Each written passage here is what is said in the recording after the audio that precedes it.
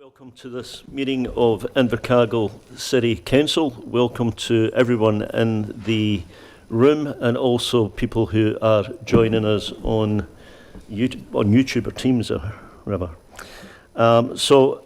We have no apologies today. We have every councillor present. Are there any declarations of interest? Yes, Councillor Ludlow. I've a conflict of an item that's coming up in public excluded that I'll excuse myself from the room for. Okay.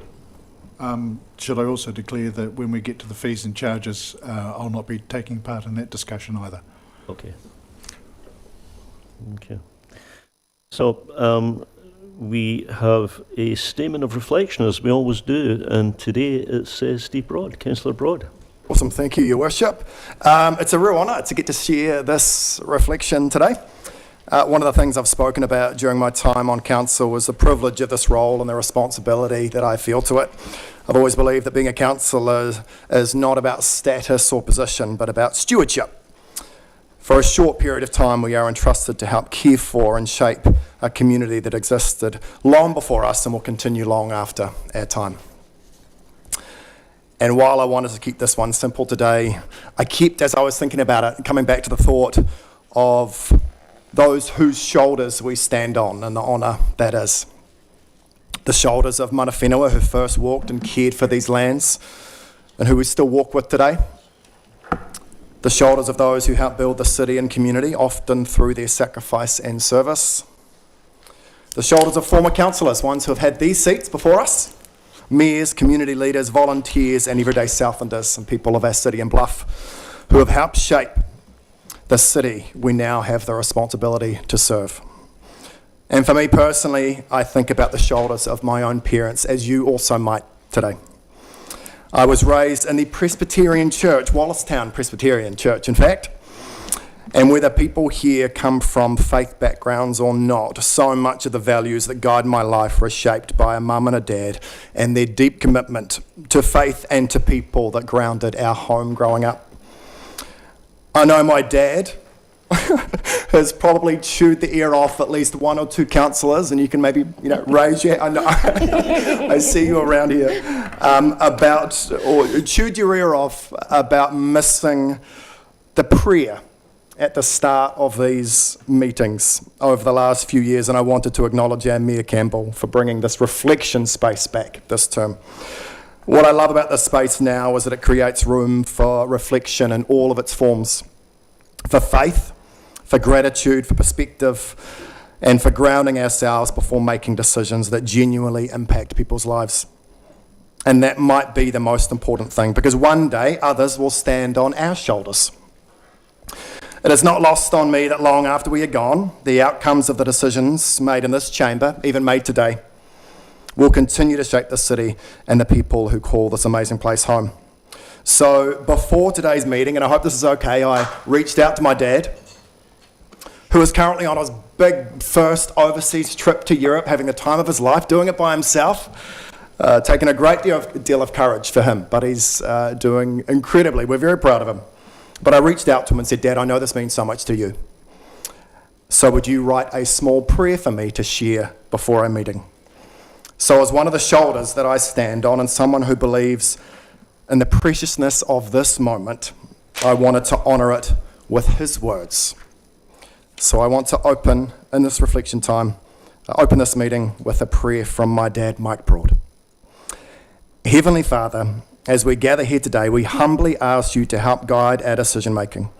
Please grant us the wisdom to make the best decisions that will be in the best interests of our community. We thank you for the responsibility and privilege to serve the citizens of Invercargill and Bluff, and we will endeavour to do this to the best of our ability. In your precious name, amen. Amen. Thank you very much, Councillor Broad. And we have public forum, and we have two matters. We have a general update from New Zealand Police, and Mike Bowman's here, so we'll have you first, I think, Mike, and then after that we've got Courtney Wakeland who's going to talk about Already Beach. But Mike, if you can come up first.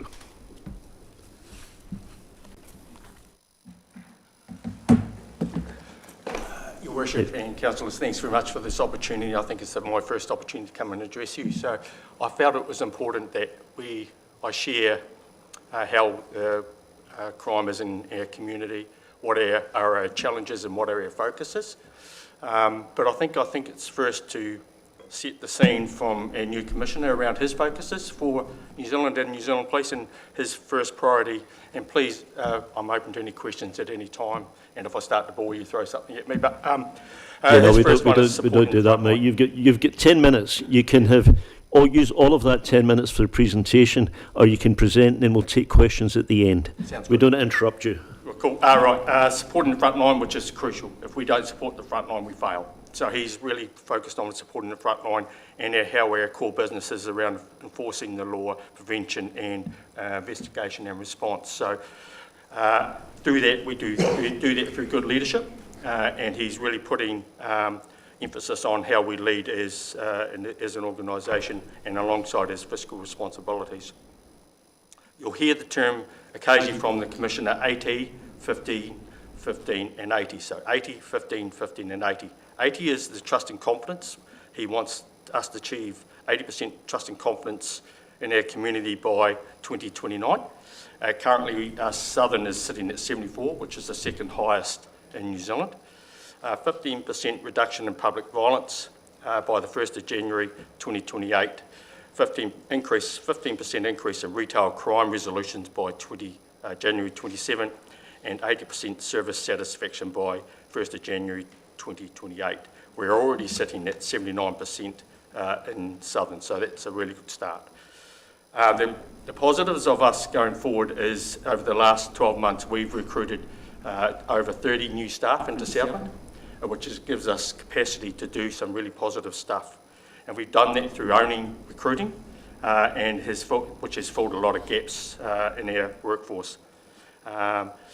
So some of the new initiatives that we have ongoing at the moment is that continual focus on retail crime, which, as you all know, was a real focus from the previous council. And to be honest, we weren't owning that very well. So we stood up a new initiative around that. And now Southland is the showcase for the country around our program around retail crime. And I'm pleased to say we recently held a public forum with our retail providers, and we got all positive results, feedback from them. So we can't rest on their laurels, and we will continue to work on that. And that's through good relationships with our retailers and the council. So we can't do that without that trust and confidence. One thing is, and I have to commend the council for, is the initiative of increasing their CCTV capability in Invercargill.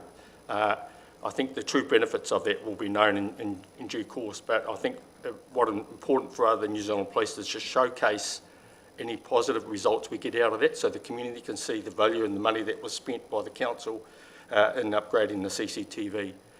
And I think we will see some good results, and we hopefully will see some reduction in crime as a result of that, because it will hopefully deter crime going forward when we get those results.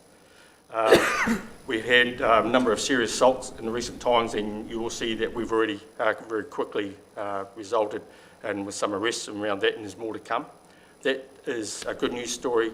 It's a horrible story for the victims in our community, and it could impact on how people feel safe. But then the quick response in apprehending the offenders, and there's more to come for that violence. Is a positive, I think, for my team in the way they're working. Again, over the weekend we had some serious bomb threats across New Zealand. You may have seen in the media. We got on to collaborated with Auckland Police yesterday, and we were quickly able to get an offender who is responsible for some, if not more. Then at the moment we're still working through that inquiry, but he was made accountable in court this morning, and we will continue to work on that. Southland's stats show that we are in a really good position, and we are continuing to have some really good results. But again, I can't rest on our laurels regarding that. We've got some real good processes now in major events, and the likes of Brett Munro, how we in Southland again. There's was leading the way, and we use a whole Te Waipounamu approach around how we deal with that event, where we use assets from all around the country, all around the South Island, to manage movement across the South Island to ensure people get here safely, have a good time while they're here, enjoy the hospitality of Southland, and then get home safely. So those are some of the things that we are really working on, and I have to emphasise, and we saw the benefit of it in the storms last year. Southland has a really good connection with emergency management. We have really good relationships with each of the emergency management team and emergency services, and we can quickly stand up an IMT at the EOC and Emergency Operations Centre, and we work really well together. So I think you can rest assured that there's some really good progress is going there, and we will continue to work on those. There is one thing I do highlight is there are a lot of financial pressures in the community at the present time, and that brings with it stresses in our community, which can flow into crime, and we've already seen that in our rural community with theft of fuel, etc. in the community. So it is alive, and we need to be aware of that. And I said it to all the agencies that I'm working with is look after your front counter staff, because they will bear the brunt of some of that frustration. So City Council again is one of those agencies you need to really support your front counter staff. Gangs continue to be a focus for us. We had a good success in Matara, but they will start drip feeding out into the community again, and we don't want them to get a foothold in their community, so we will continue to focus on them and any offending. Methamphetamine is high in Southland, it's the highest in the Southern District.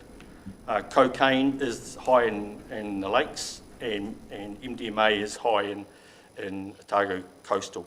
So we know methamphetamine drives a lot of our crime, so we need to be alive to that and target those high-end suppliers. We're focusing on the winter period with the winter driving to ensure people stay safe and try and minimise the amount of crashes and loss of life.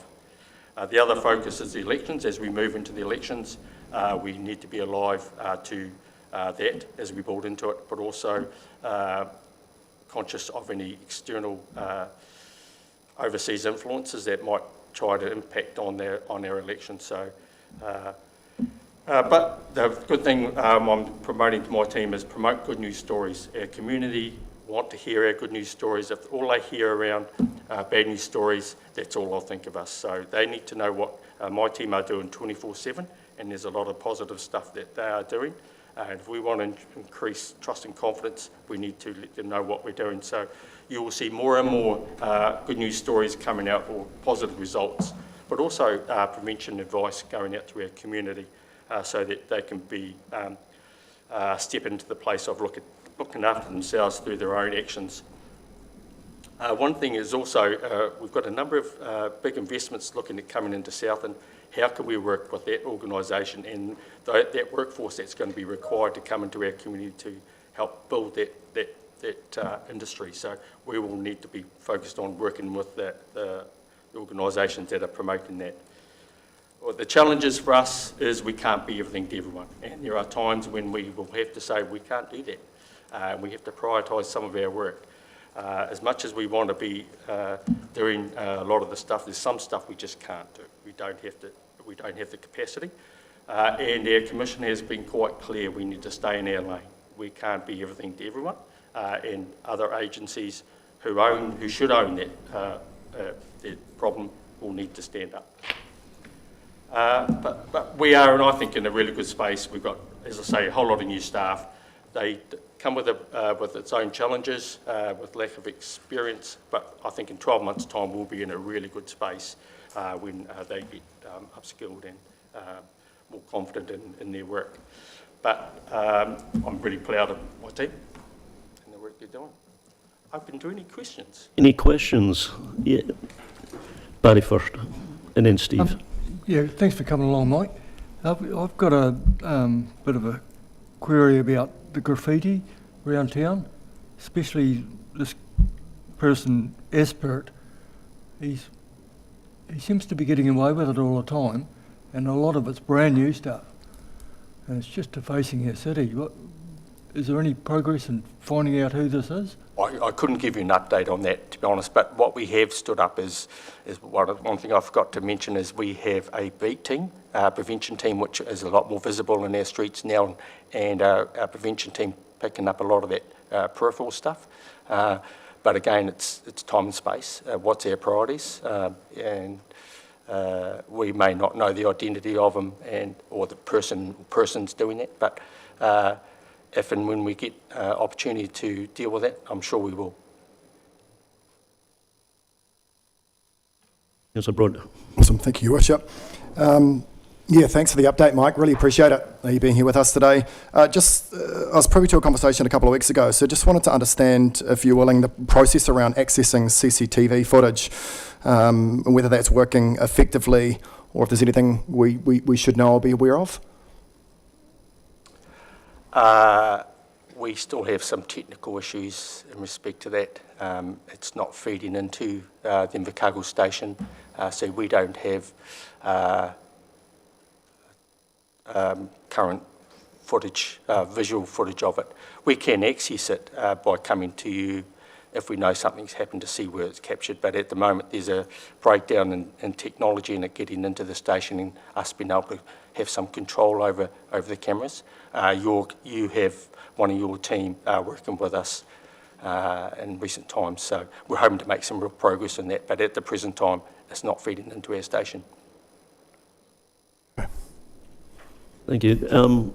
Mike, I guess you don't come frequently, but I mean, I think it'd be great if you came, once a year or something, at your pleasure, really.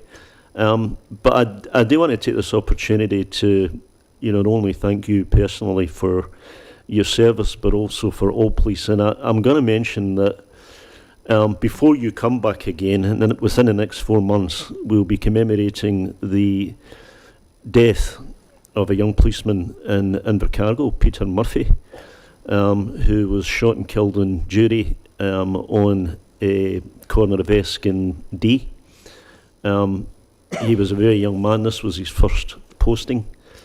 He, as I say, was shot and killed. He remains, thankfully, the only policeman ever to die on duty as a result of a crime in Southland, I believe. So he's unique, but it's a horrible record for him to hold, but he's actually unique. So we do intend, Mike, to do something to commemorate that in the city. We will certainly have a plaque arranged, and we've still got to decide where exactly that will go, but there will obviously be a service associated with that. But this is probably the last time that you'll be here before we get to that point, so I just did want to mention it today. So, we got to recognise that every day, the police put their lives at risk, and they go to places where we do not. So, thank you. Pleasure. Thank you. Thank you. Thanks, Mike. So, Mike, can you stay for this next one, because I think it's interesting to you. So, is Courtney Wakelin here? Yes, come forward, Courtney, and you can bring a friend if you want.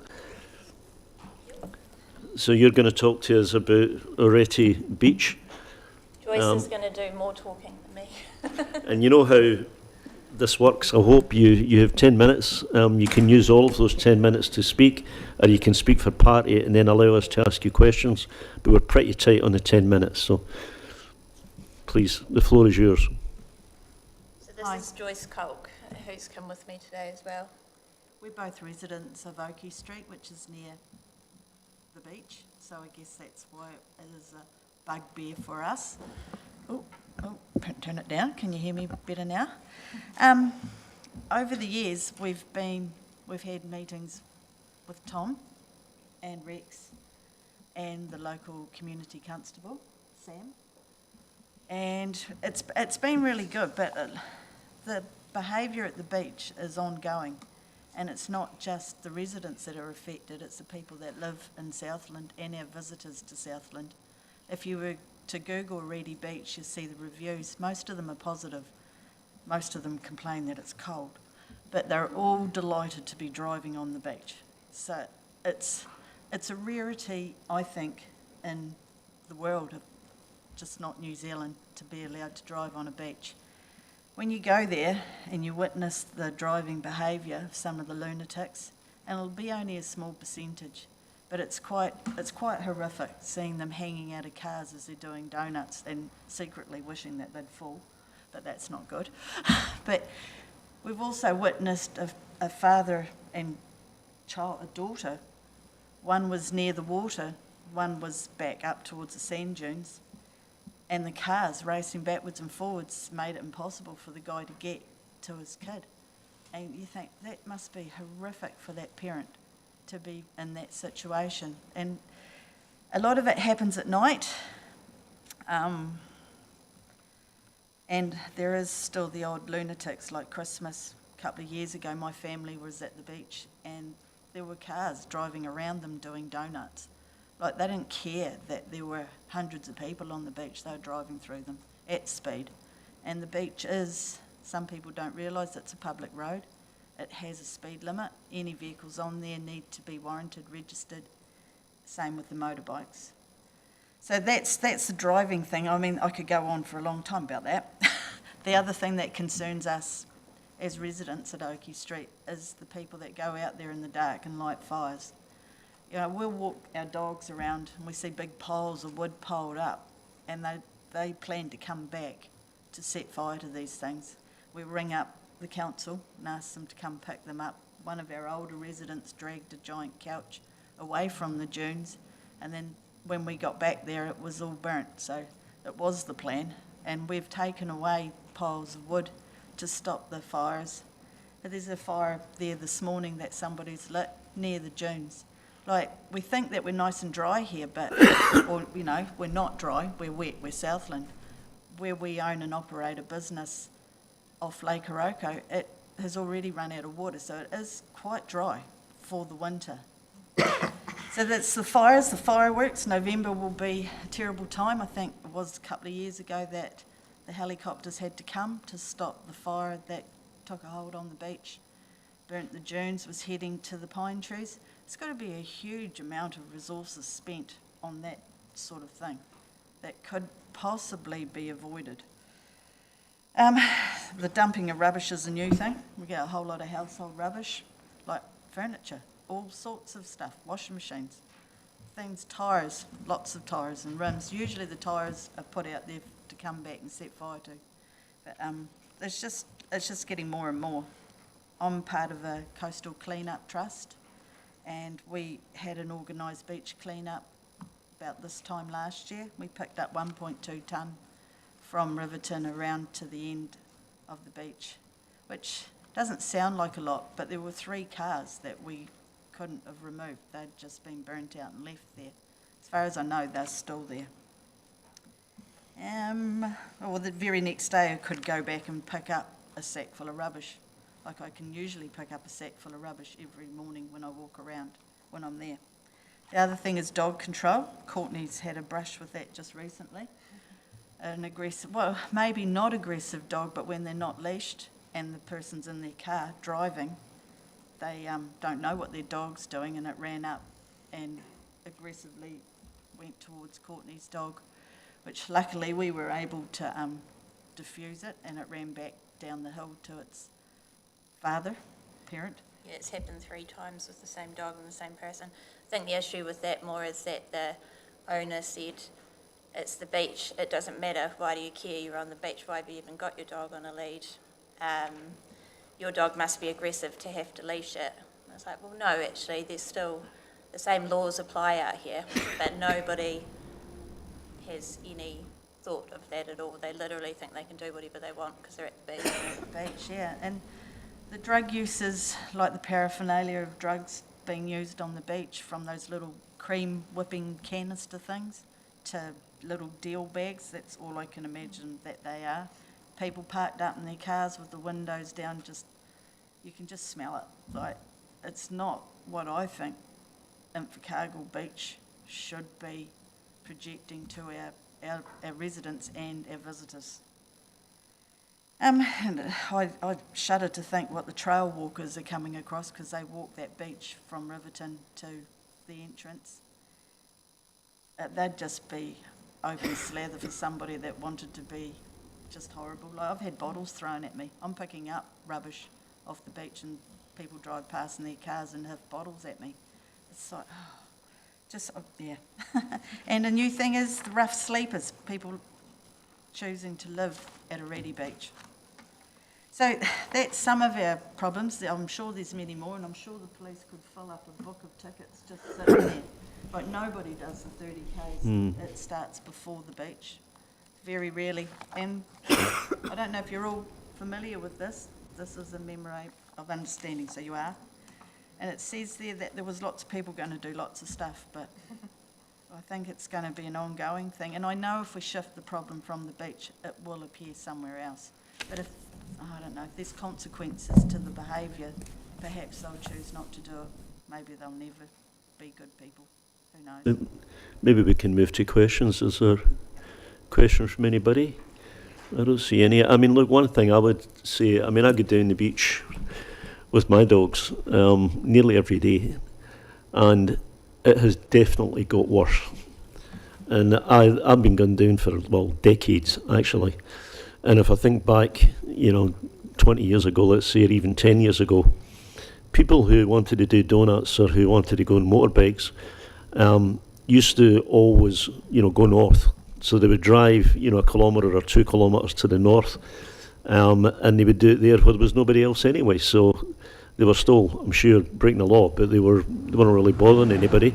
What you find now is that they're actually doing it at the entrance.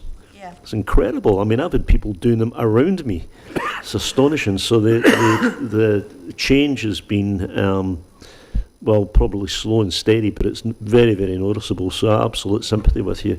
I think one issue that we did resolve with a number of people who were stealing cars and setting them on fire on the dunes because we put the concrete blocks so they couldn't drive up the dunes, and I think that's worked. I don't think we've had so much an issue with that, but there are definitely other issues, and particularly whether it's driving or the other things that you talk about, it's the same people, isn't it? Yeah. And it's not a small handful; it's a large handful of people that are doing that now. So anyway, there's no other questions, but thank you for coming. Mike's been sitting listening to that, so I've got no doubt he'll. Can I just, we've written down some solutions that, along with this memorandum of understanding, that if the police, because they go there for their like they shoot their rifles off and do practice pistol shooting out there, and they train their So are these suggestions generally about the beach or specifically to the police? Oh, no, to the beach, because if they go there, why don't they do a lap round the beach? Just while Oh, they're you driving mean, out but there? there's still the suggestions for the police, is that what you're saying? That's one, and the other one would be a better sign at the gateway, and another one would be to close the beach in the dark hours. At the what, sorry? Like, leave it open in the daylight and have it gated, so then it's closed at night when most of the lunatics are out.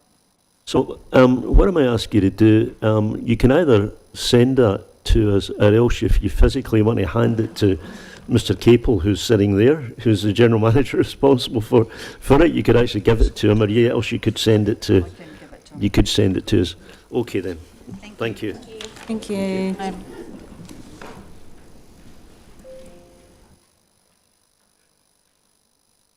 Okay, thank you very much. So we have one late item, which is in respect of the Grace Street project. Will someone move that we receive that? Sorry, that we hear that today. So thank you, Councillor Broad. Seconded, Councillor Stewart. All those in favour say aye. Aye. Against? Carried. So note that this will be held in public excluded because it does contain commercial information.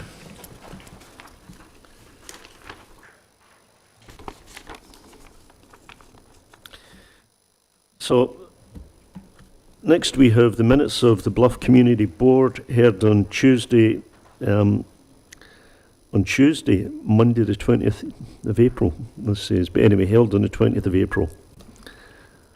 Thank you very much. Councillor Dermody, seconded by Councillor Stewart. I think they any discussion of those? All those in favour say aye. Aye. Against, carried. Next, we have the minutes of the Finance and Policy Committee meeting held on Tuesday, 21st of April. Thank you, Councillor Boyle, seconded by Councillor Dermody. Is there any discussion of those? All those in favour say aye. Aye. Against, carried.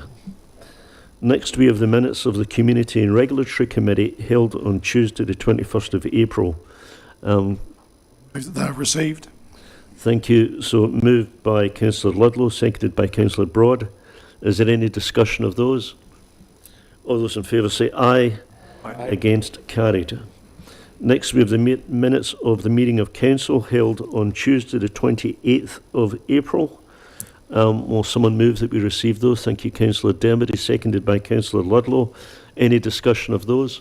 All those in favour say aye. Aye. Against, carried. Next, we have the minutes of the Water Committee meeting held on Tuesday, the 5th of May. Moved by Councillor Dermody, seconded by Councillor Stewart. Is there any discussion of those? All those in favour say aye. Aye. Against, carried.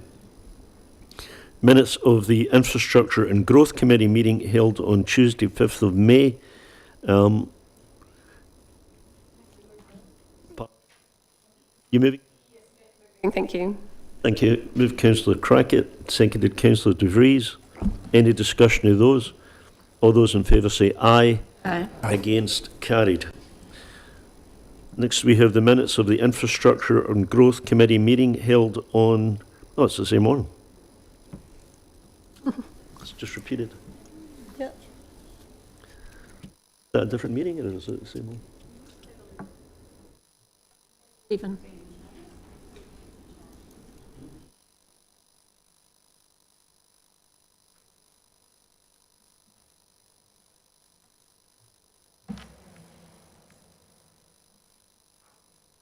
Oh, it's not on there, okay. Fees and charges here. Right, so then we have the minutes of the fees and charges hearing held on the 5th of May.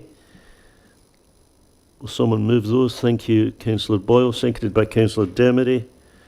Any discussion of those? All those in favour say aye. Aye. Against, carried. Then we have the minutes of the Community and Regulatory Committee meeting held on Tuesday, 12th of May. I'll move that they are confirmed and the recommendations to council adopted. Okay, so the recommendations are in respect of animal services, the Community Wellbeing Fund Policy Review, and Hawakatuya, the future operations and funding. So you are moving all of those. Seconded by Councillor Broad. Is there any discussion? All those in favour say aye. Aye. Against, carried. Thank you.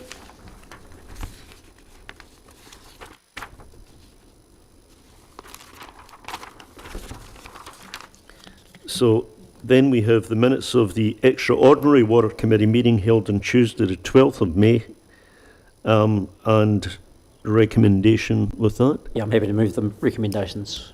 Happy to second. Yeah, can Okay, so any discussion of those? All those in favour say aye. Aye. Against, carried. Thank you. Then we have the minutes of the Finance and Policy Committee meeting held on Tuesday, the 19th of May, with some recommendations from that. Councillor Boyle, do you wish to, I'll move those, thank you. including the recommendations to council? Yes, please. And seconded by Councillor McNaughton, Tom McNaughton. Is there any discussion of those? Yes, please. I just wanted to note that my apology is not recorded on here, and I was at council-related training that day and had sent through an apology in previous email. You, Councillor De Vries. So, what do we have? So then we have the, this is the one we've already.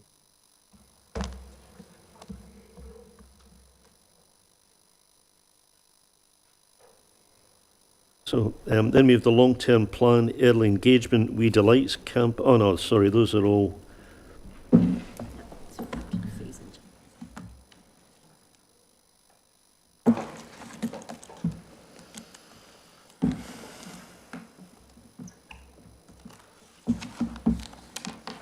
Tab 16, the 2026-27 fees and charges deliberation.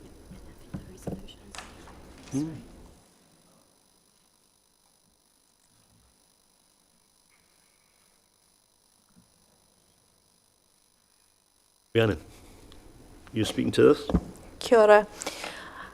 So, councillors, I will just apologise for quite a lengthy report on this occasion for fees and charges, but you will know that there was quite a few submissions on this topic. So the report is structured with the resolutions in the order of the recommendations from the report below, and I wonder, Mayor, if it is easier to move in blocks down the items so that we can consider them one by one. Otherwise, I'm happy to speak things through at a high level.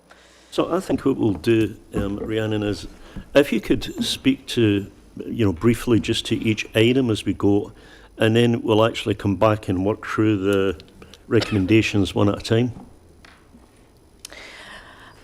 So I'll just note then in opening that this report is useful to read as it notes with the hearings report, which had all of the submissions. And Oh, sorry, just before we do that, I did omit to say that, of course, councillors may only, and members may only contribute to this if they actually attended the hearings, or if they can state that they subsequently watched them on live stream. If you neither attended the hearing nor watched it live stream, then you cannot take part in this discussion. So I know that Councillor Stewart has already said that that applies to him. So is there anyone else? Councillor Ludlow? Same. Okay. And sorry, Your Worship, just confirming that I've signed a declaration to say that I have read the reports and the live streams on YouTube.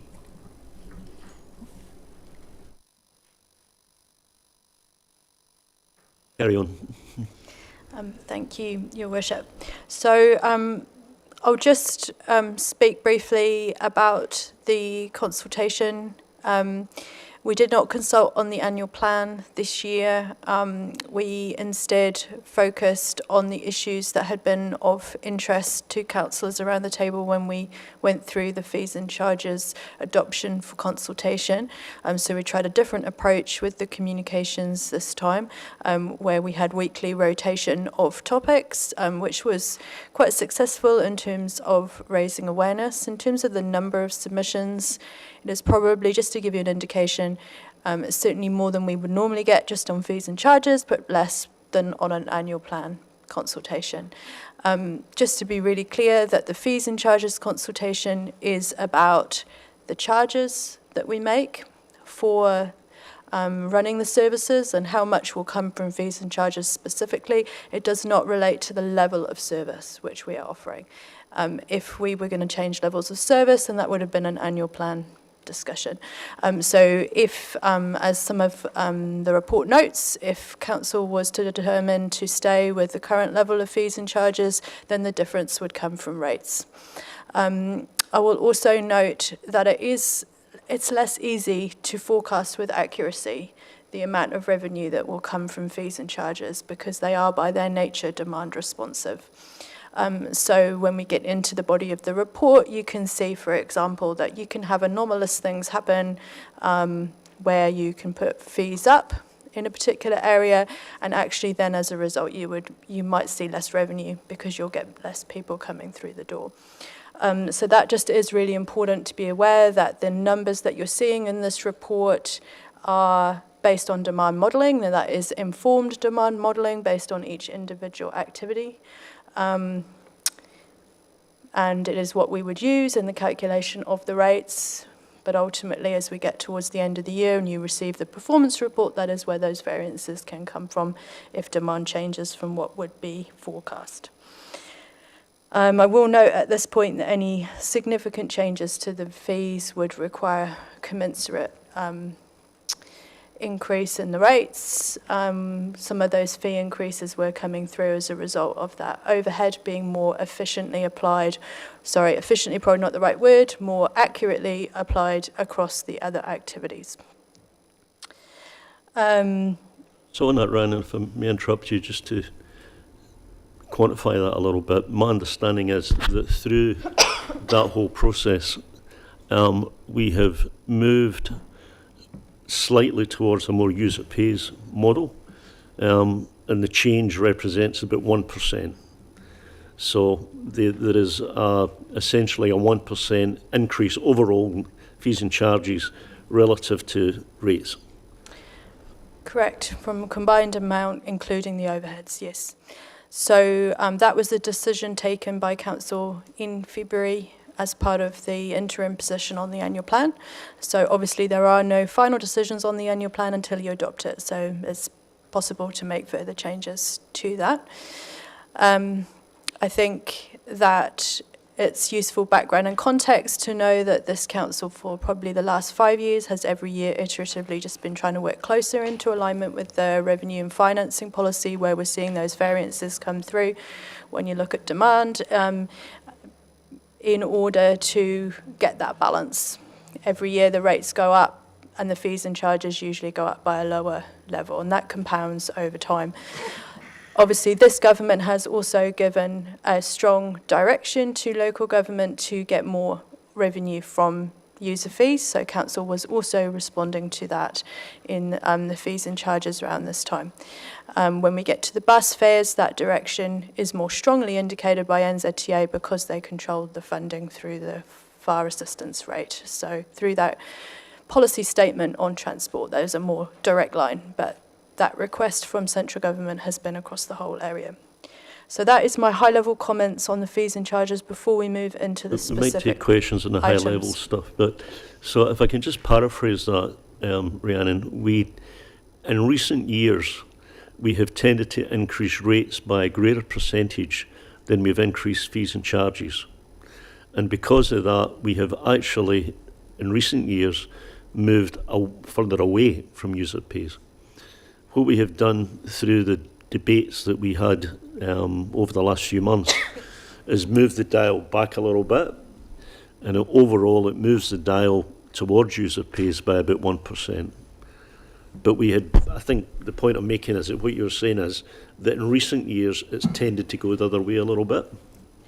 So I would just clarify by saying yes, but less than in previous years when there was less focus on bringing fees and charges up into alignment. So for the last 5 years, we've been slowly moving closer to alignment, but it still has not been directly aligned, and probably, to be honest, never would be because of the differences in the demand modelling. You can't control the demand in the same way that you can control the rates take. But yes, the decision that was made by Council in February brings it closer into alignment.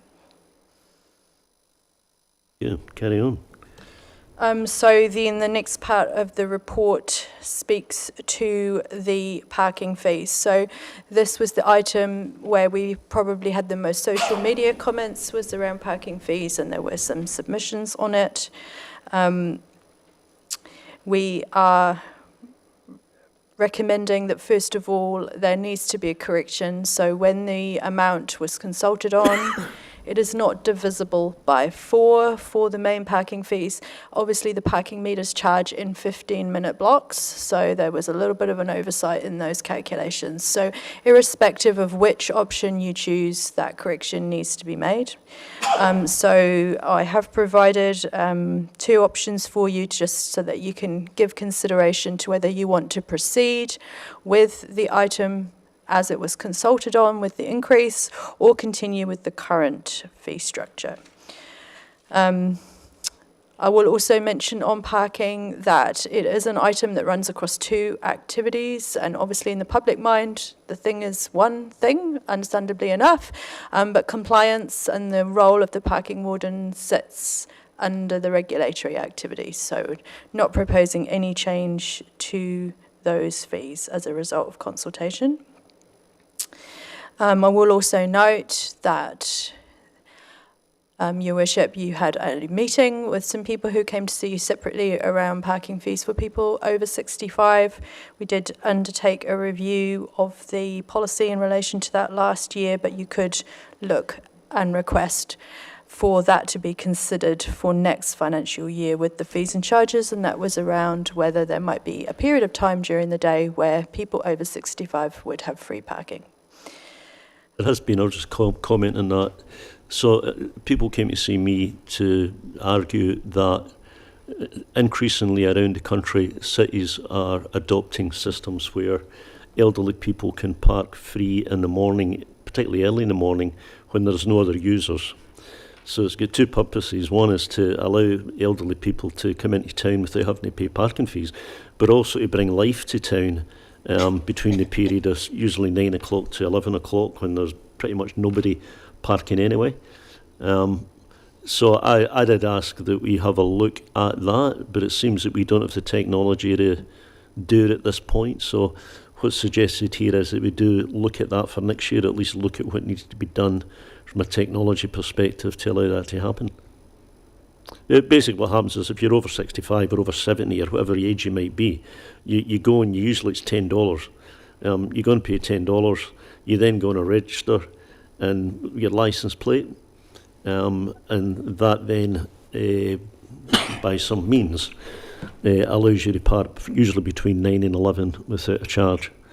So anyway, I suggested we had a look at that.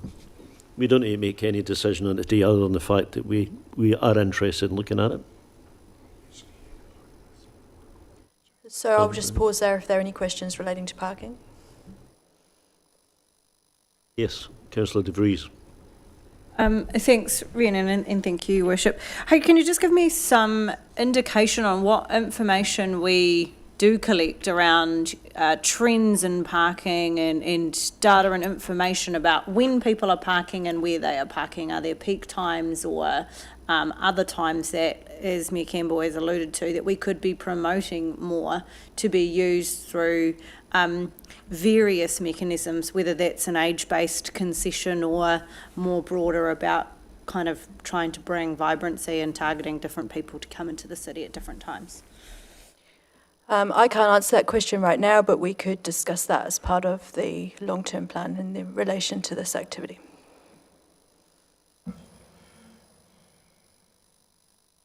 So I think, Sorry, just one more. And the $700 figure per park that you've noted there, and I think you might have said this, but I just want to get my head around it, doesn't include cost recovery of parking fines? Is it's simply the infrastructure required for parking? It's the majority of the infrastructure related to parking, but not everything because of the way that the roading activity is structured, correct? And it does not include compliance. Yep, okay, thanks. so keep going. I think what we'll do, Rhiannon, we'll work through the whole lot and then we'll go back and, do the agree or disagree when we go back rather than as we go. Yep. So the next area relates to the bus fares. So there were a number of social media posts that went out more generally at the time around promoting the use of the buses, and that information has been provided.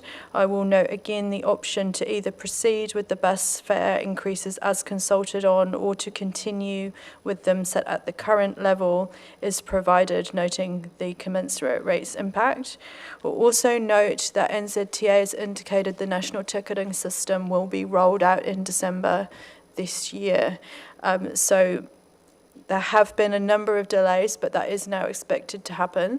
So the national ticketing system essentially means that the payment structure will change and the way that the charges have to be aligned to the national system means that the way that we have our children's and young people's fare structure will not be able to continue beyond when that system is implemented. So propose that we would need to undertake further targeted consultation over the next few months in order to prepare for that, because what it essentially means is that we will not be able to have that free ticket price for younger children. The report body contains some comparison with bus prices in other cities, just as it also does in terms of parking and parking costs in relation to other cities to help inform your decision making. I will note that we sought some feedback from NZTA just to help with that question of alignment to the fees, to the policy statement direction on user fees, and council would be fine from their perspective to continue with the current fare level. Also, there are options if you wanted to run some promotional events, which I think has been a matter of discussion, or some other promotional factor in order to encourage greater use of the buses, particularly I think in terms of the awareness that there is around the community at the moment of the cost of fuel. I will just note, as the report does, that there was quite a bit of feedback around the fact we've now got electric buses and that this means that the service will be cheaper because we're not paying those higher costs of fuel. Unfortunately, that's not the case. The investment in those buses, you will imagine, was quite significant, and so it is not cheaper to run the service, unfortunately, with the lower cost of fuel. So I will pause there, having covered the items to do with buses. Questions on buses? Okay, so yes, Councillor Dermody. Thanks, Mayor Campbell. It's probably relating to, I think we've been promised a paper coming forward at some stage around what we're actually going to do around our public transport. When are we going to get that? I will pass that to the Chief Executive. I have to work through the timetable in relation to that, Councillor. I do apologise, but it's likely to not be until the next meeting from a council perspective. I think the risk to me, Mayor Campbell, is that we're making sort of one-off decisions about something when we don't actually have a full line of sight of our overall strategy around our public transport, and it just worries me. And there's definitely a need. We're not saying there's not a need. It's just a case of how we're catering for it. And I've got some views on it, obviously, but just the urgency. We need that report to be able to make some decisions is really, really important in my view. So yeah, I feel a bit blind on this decision. I think it would be really useful to see that report because we have talked about it for a long time. And in this case, we're talking about the fare. We're running existing buses, so I don't think the two conflict with one another. I mean, I think in asking for that report to be brought forward, I don't think that needs to hold up a decision on what the fare structure should be for the next year. So Tom McNaughton. Just wanted to follow on from Councillor Dermody's comments. There's been many discussions regarding our public transport system and a desire to increase its usability and overall patronage. I appreciate it's a service we're providing to increase accessibility for our community, and it will be very unlikely to ever break even.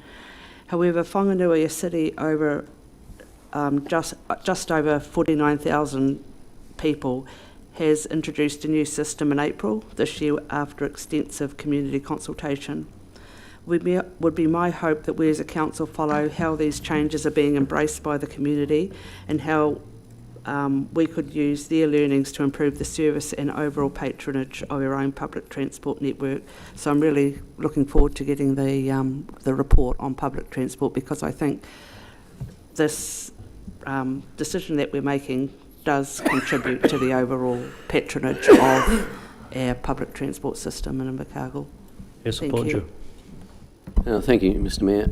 Look, this report, totally welcome it, but it's an in-house report, isn't it? I'm just checking you're not going out and getting consultants outside council to prepare this report. It's something that staff do. Through yourself, Chair, the challenge we've got at the moment is that as a vacancy we've got within the council organisation at the moment. We're just working through how we're going to provide that report. We will look to our existing resource first before we look to external, but given there are some gaps there, we may need to get some outside resource to help support that report for the next meeting. Hey, Councillor. Thank you. Councillor De Vries. Your Worship. Just another question for me.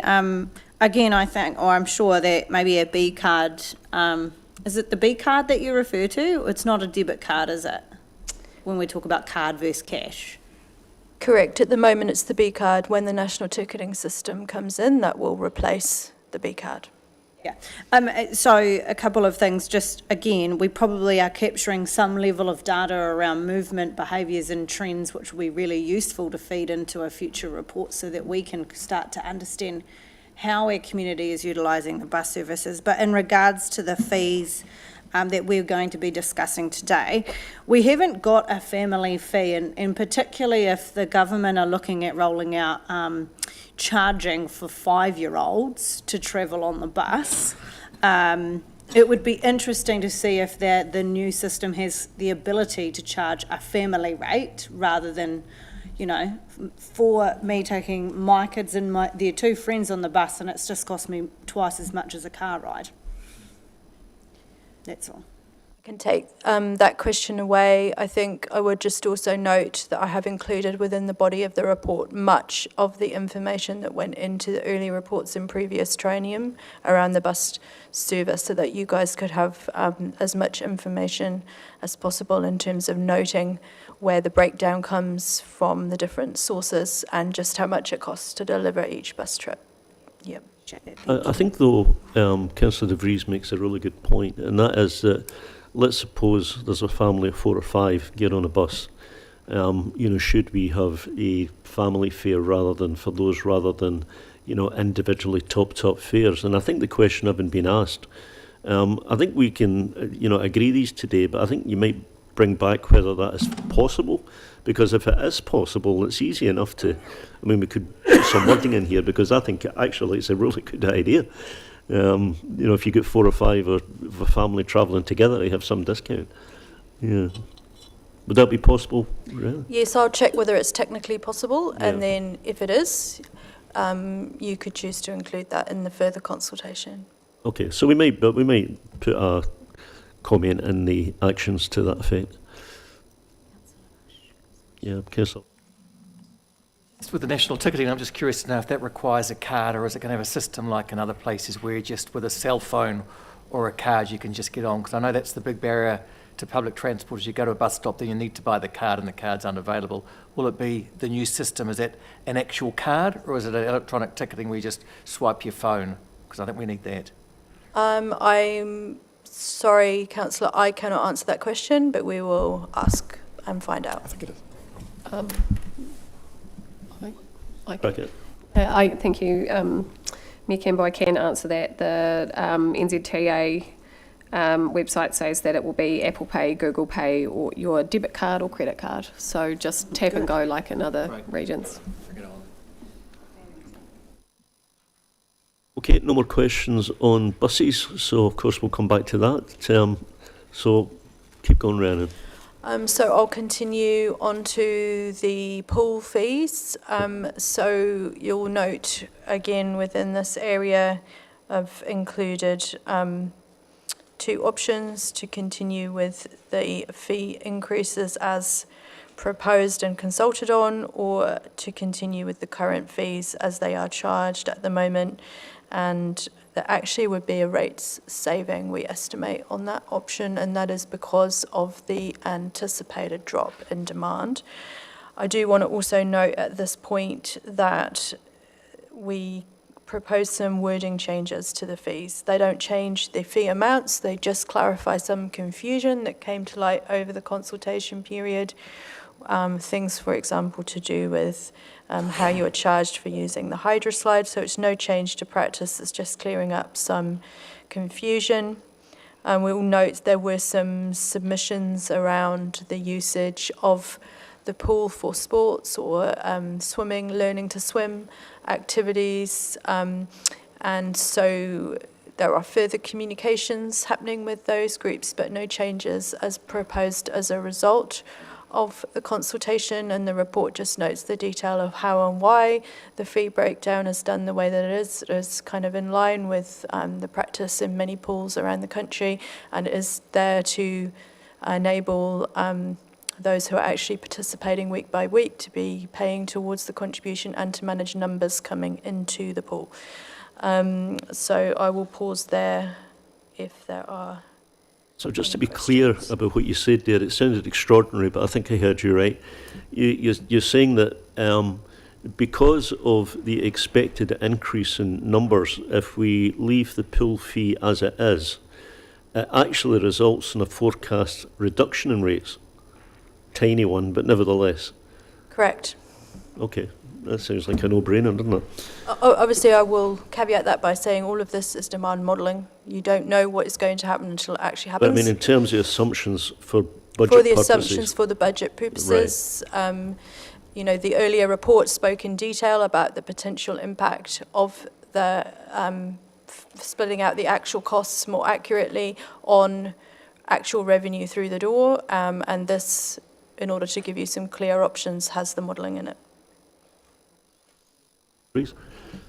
Thank you, Worship. You might have asked my question. It was just really getting a feel for our confidence in those assumptions, and are they reasonable? They seem to be, I guess they'd be pretty aggressive, but we have got modelling from a drop in participation from the previous year, I believe. But 10% is quite a large amount. Are we expecting clubs and things to drop significantly? So this will actually have a broader impact on wider participation in sports as well as just general participation at the pool? So the report includes how those demand models were undertaken, and I wonder if I might ask Stephen Cook, the manager of that activity, just to come up as the person with the most direct knowledge of that activity, so he can give you a bit more information, Councillor. Sure. Steve.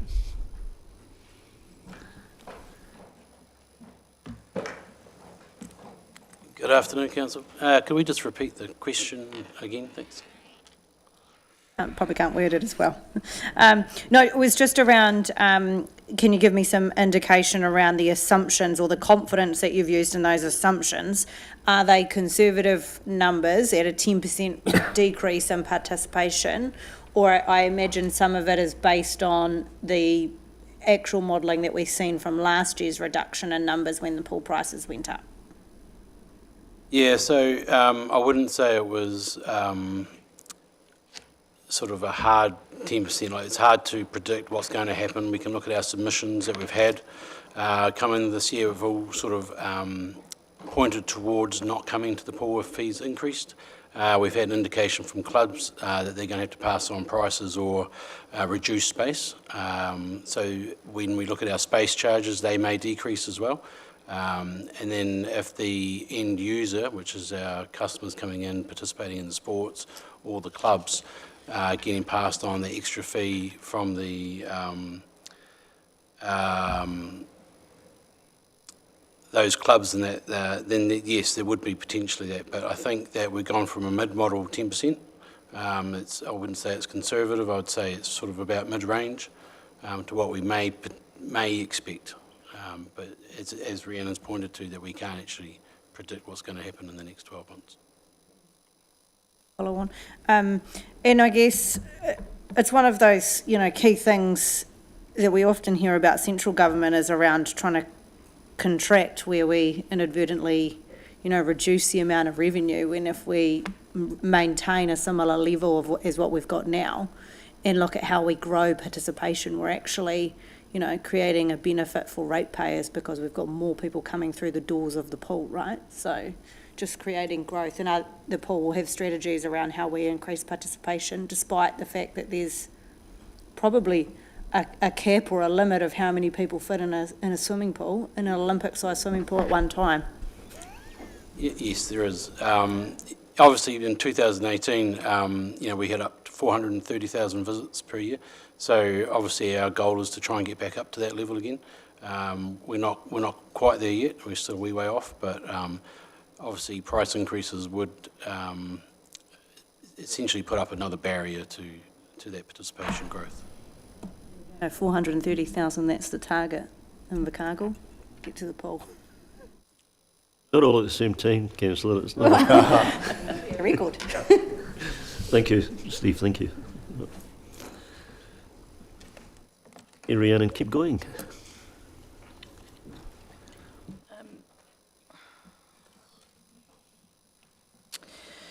Okay, so I will move on to the Bluff boat ramp fees. this. There were a number of submissions within this. The report details the cost and the cost of the debt, particularly on the capital improvements that have been made. It just notes that all the way through that project there was always an intention for user fees. It also notes some of the concerns raised around the Bluff Yacht Club, that there is a discounted annual pass, and some of those events relate to that. And just generally, the fee structure has been set up in such a way to encourage people who are regular users to purchase the annual or regular passes so that they are more cost effective for them. No changes are proposed as a result of the consultation. Questions on that? There was a matter that was raised about the same yacht being launched more than one time in a single day, and whether it should be, it should be a daily fee rather than an individual launch fee. Was that considered as part of the? Because I know that I see the recommendation is no change in that respect, but was that thought about? Yes, Your Worship, that was considered. With having the daily fee, if someone was to launch their boat, go away for 2 days, they would have to pay the fee twice, whereas under an annual fee, they could go as many times as they want. So long term, it is a lot cheaper to have that fee versus the daily fee. So you're saying that for somebody who's a multiple user of that sort, then the obvious solution is to get to pay an annual fee rather than to do it on an individual basis. The concern was somebody who launches their, I'll call it a boat, who launches their boat, but then brings it back in on the same day and launches it again in the same day, and you end up paying 2 fees in a single day. And apparently there are circumstances where you can get multiple circumstances like that. That was really the question. But your response is, if someone's such a regular user, then they ought to buy the annual fee, and then it will be cheaper anyway. Your Worship, there's also the option of a casual fee as well. So if someone was to use it as a once-off, came to visit, they could do it via the casual fee. If there were regular users of the boat ramp, multiple times a day, number of days at the time, then the annual fee would likely be cheaper. Yeah, okay.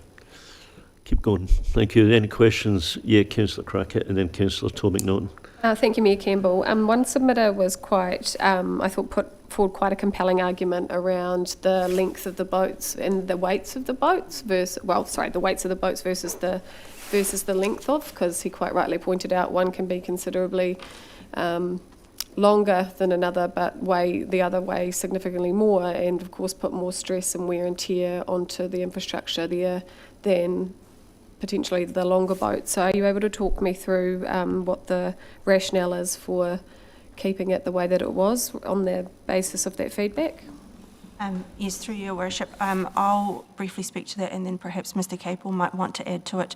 So when the fees were set for the boat ramp, the team has done research around the country and what other places use to set those fees, and they have decided that the way that we have them set now, which I believe is 6 metres over and under, was the best way to do that, and not change them essentially. And if I could just perhaps add to that and confirm that in normal, I suppose, maritime speak is done on meterage of boat, not on weight. So you normally talk about your boat being 5.5 metre boat or a 7 metre boat or whatever, not whatever. And I suppose that's the standard. It doesn't necessarily say what's right or wrong, but I suppose the other question is in terms of enforcement, we'd need weight scales at the site as well to confirm that. So I suppose there's a few variations that would need to be factored in. Submit to that point, thank you, if you don't mind, Your Worship. To that point, the submitter was quite clear that it was usually pretty easy to distinguish the weight of the boat on how many axles the trailer it was that was required to carry it would have. Is that not the case? Not in my, I'm not an expert, but not in my, I mean, normally the axles on the weight are to do with the length of a boat as much as the weight of a boat. Correct? Thanks for that. I guess the reason why I ask is that I'm trying to determine, and I know, a few friends with boats myself, in the sense that, one of them will have a $100,000 Stabicraft that weighs significantly more than another friend that has a very lightweight yacht that's a bit longer, and that seems to me to be a little bit inequitable, that someone is stressing out the infrastructure significantly more than the other with repeated use. So I guess it's just about equity for me. I think there's also the issue that that Rex mentioned, that to actually check, all you need is a measuring tape in your pocket, whereas when it's weight, you go to actually have weigh scales. I mean, it's just an awful lot easier way to measure it. Anyway, Councillor Tom McNaughton. Councillor Crackett just asked my question. Are you content with the answer? Thank you. Keep going, Rhiannon. So the next item is really to note, we consult on a number of service-related policies at the same time as the fees and charges. Many of the submissions on one of those policies, which was around the commercial use of parks, was around what the fees might be. And it's important to note, and the report that will come through will speak to this, that those are around individual agreements with the related businesses on the actual cost. So this report just details the corporate fee that would be utilised, and noting that it's expected to be a small amount of time to process those. So the largest issue I think that was raised was dog walkers, wasn't it? And the question of whether a dog walker would be charged a fee, and what might that fee be. And I just wondered what thought had been given to that. I mean, I do see there it's judged on an individual basis. So there's no set fee, but what was the thinking in terms of, would dog walkers be charged or not? Only commercial dog walkers. Commercial dog walkers would be. So it's the fee that's variable rather than whether there would be a charge. The question is what fee would be charged, and that decision would be taken on a case-by-case basis. Is that what's been said? So I can speak to that further. So you will receive a report on the policy itself. It's important to note that the policy is in place primarily to manage those activities appropriately. The associated fees are not expected to be significant. More important is ensuring that health and safety and those other things are being managed. There is no proposal to introduce a set fee as such. There are to be individual agreements with those who are using parks and reserves for commercial activities. And then if and when appropriate in a future year, if it was found to be there were multiple requests, which it's not expected from current knowledge at this point, then a fee would be set and consulted on. But as this report says, it's not expected to be significant or to be significantly above the hourly rate, which we do consult on every year. Okay, thank you, Councillor Pottinger. Thank you, Chair. Just looking at Wellington Councils, they have in place a commercial dog walkers fee system where they do a one-off charge to get the application of $213, and then annually it's $68 to renew the licence. So, I mean, is that something we can do? Contact Wellington and see how that runs, because this is within their internal reserves and external reserves. See if it works. Through you, Chair. Yes, Councillor, a lot of research was done. I can't speak to whether Wellington was a specific council looked at, but when the report comes through on the policy, you will, or those on that committee will see the detail around that. And in the future, it may well be appropriate to have a set fee. At the moment, there are only a small number of businesses known of, and it is about saying, hey, let's form individual agreements, and the amount will only be for the administration time around that. So just to be really clear, this for completeness is in this report. There is no fee being proposed. It would be dealt with via individual agreements. Keep going, thank you. There's a small note in the report that I haven't got in the resolutions, but just noting there was some media inquiries around crematorium fees, there were no submissions, but that is within the body of the report.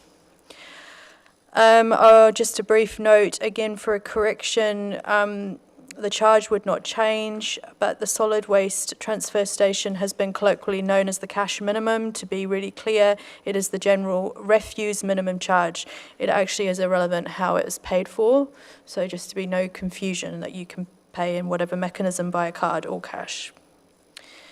Just noting that the water services fees and charges have already been reviewed by the Water Services Committee and they've been recommended through with no changes. We need to note that 2 building control fees are required to change in response to the government levies having changed since the time of consultation. There were no submissions on that item. Just noting again that the animal services fees have been deliberated and reviewed separately. Continuing on, unless there are any questions, Mayor, again, in the regulatory area, there were a number of submissions around alcohol licensing fees. It is currently being explored. There is a mechanism that is allowed for that you can set a particular bylaw specifically for setting fees in that area, and so we're exploring whether that makes sense from a revenue perspective. Note that the public toilets locker fees at Wagner Place are to be removed as the service of the lockers will no longer be available under the shorter contracted hours. And the last point's just note for the fees and charges schedule to be adopted based on the decisions above. So the schedule has been attached as it stands at present, but we will reflect any changes from the resolutions you make today. Okay. So what we'll do is, and it'll be fairly tortuous, but we'll work through them one at a time. It's difficult to group them actually in any sensible way. So number 1, we are asked to receive the report. Someone move. Thank you, Councillor Boyle, seconded by Councillor Bond. Any discussion? All those in favour say aye. Aye. Against, carried. Recommendation 2 notes the submissions and social media report received at the 6th of May hearings meeting. Will someone move, please? Thank you, Councillor Tom McNaughton, seconded by Councillor Crackett. Any discussion? All those in favour say aye. Aye. Against, carried. Number 3 notes that any significant changing to fees will have an impact on rates. Will somebody move that? Thank you very much, Councillor Boyle, seconded by Councillor De Vries. All those in favour say aye. Aye. Against, carried. So now we get to the first substantial one, which is on parking fees, and we are asked to agree to one of the following options: either to proceed with the changes that were proposed, or to continue with the existing fees. Councillor Boyle? I move that we agree to A. Is there a seconder for that? Thank you, Councillor Bond. Is there any discussion of that? All those in favour say aye. Aye. Against, carried. Number 5, we are to note no changes in compliance fees related to parking compliance as a result of consultation are recommended. Will someone move that? Thank you, Councillor Tom McNaughton, seconded Councillor De Vries. Any discussion? All those in favour say aye. Aye. Against, carried. Number 6, request consideration of the proposal to lower the parking fees. Okay, so this is simply to ask that staff have a look at that option, not for this year, but for next year. Are you moving that, Councillor Bond? Thank you. Yes. Seconded by Councillor Tom McNaughton. Any discussion? All those in favour say aye. Aye. Against, carried. Can I have that recorded? Sorry? Yeah, there was discussion, wasn't there? I wanted to have a discussion on that one. Oh, you wanted to discuss it? Yeah, I did, but have we moved? No, you're We okay. gone. So if you wanted to, if I missed that, we can go back. We'll move in a second. that's open to discussion. Okay, thank you. Look, I'm not necessarily against the recommendation per se, but what I think it needs to, I think it actually needs to broaden for us to understand what are the best mechanisms that we could consider that would help us achieve city vibrancy, a city with heart, the things that we're wanting to. So is that bringing in people aged 65 who also have access to free bus services at the same time that is noted, that you've noted, between 9 and 11 in the morning. What about families after school between 3 and 5? I think that it needs to be a bit of a broader investigation on how we can create, I guess, parking marketing for what, a parking campaign to drive people into the city at key times where maybe we are finding, and our retailers are finding, that there are less people walking around at 4 o'clock, which means they're shutting restaurants earlier, which, flow on effects. So I am not against it. I would just like us to broaden it to I guess, consideration of a variety of proposals that would promote parking at different stages of the day or the week in preparation for next year. So this request is about seeing whether the technology is available, really. And I guess how you apply that technology would be subject to discussion. Am I right, Rhiannon? I mean, I think the question that's been asked is, can our system cope with this? Now, whether it's exactly as described here or whether it's something a little bit different, if the technology can cope with over 65s, I dare say it can cope with some other group. There's other questions like, how do you know how many are in the family who came in the car? If it's a family thing. But Anyone between 3 Yeah. and 5, not families, anyone. anyone, so just make it free for anyone. Between a certain hour of between 4 and 5 or 3 and 5, I don't know, we've got 30 minutes free parking available now. Would it be better that we extend that to an hour later in the day? Or I don't know what the evidence is suggesting. I'm saying that we should have a really good understanding of that evidence to actually be a bit strategic in how we might apply discounts or promotional activity that brings more people into the city.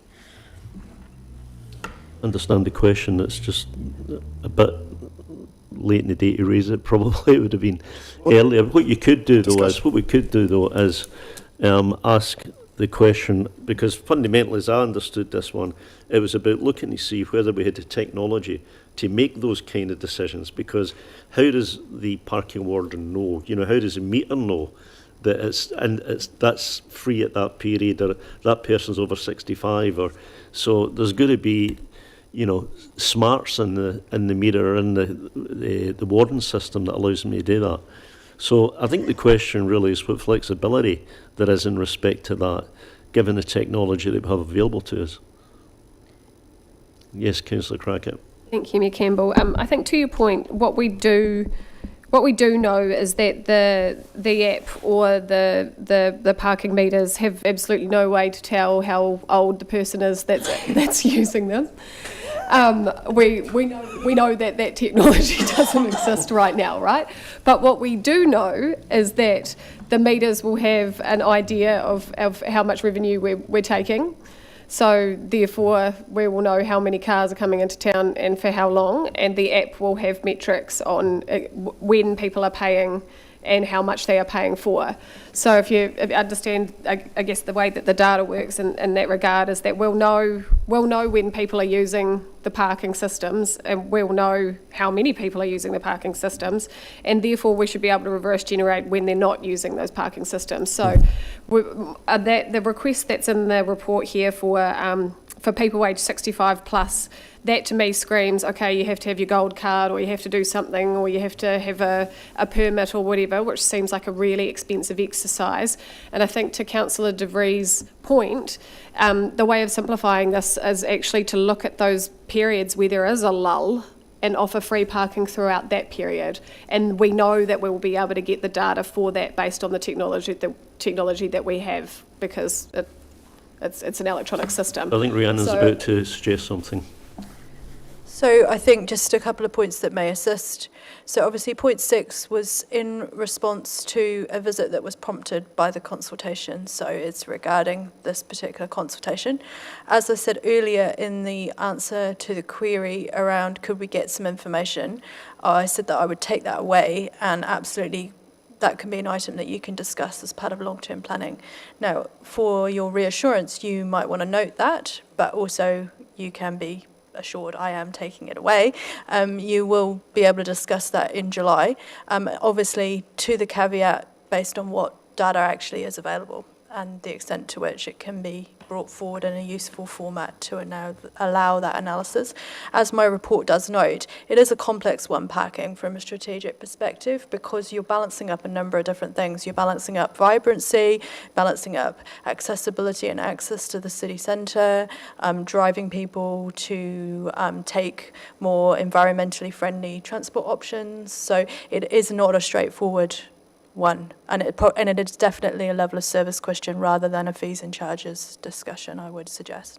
Okay, so are you saying that you will do that work anyway, irrespective of it being I have got parking? that noted to take away, yes. Okay, okay, thank you. Councillor Pottinger.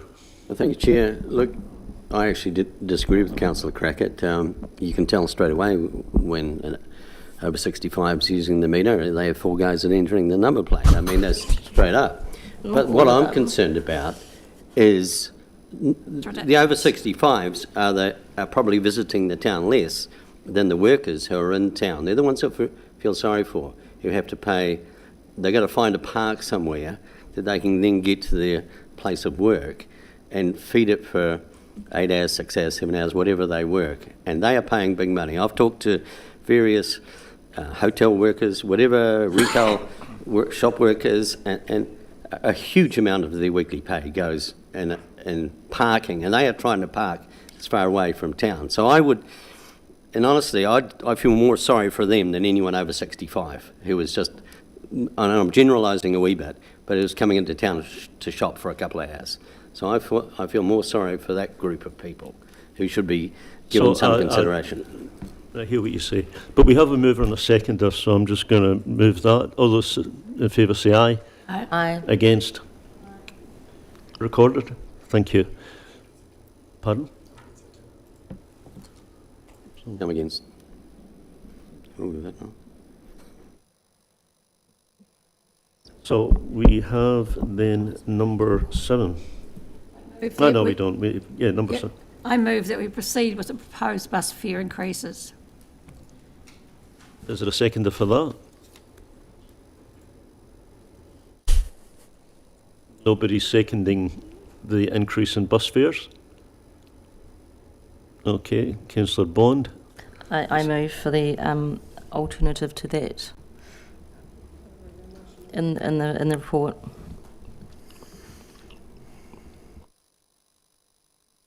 So you're not seconding it? No, I'm not seconding it. Okay, so there is no seconder? Oh, sorry. Oh, sorry. Okay, so you are moving 7... Option. Pardon? The next option. Not You're moving option A. 7B? Yes, Your Worship. Okay, thank you. Is there a seconder for that? Councillor Tom McNaughton. Is there any discussion?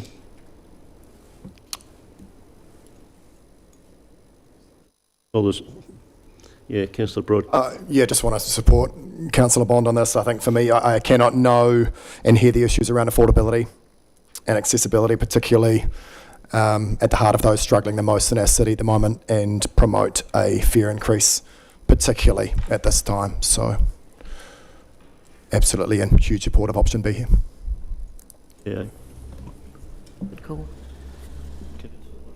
I agree with that option too. I think that when the new ticketing system comes in, there are barriers to getting on the buses. That barrier is the beat card. We heard the youth representatives talk about the difficulty with that. I think also Invercargill needs to find its love for public transport, and I don't know the process exactly for that, but it seems to be a situation, as long as I've been here, various things have tried, and we really haven't found people that have found that love for it.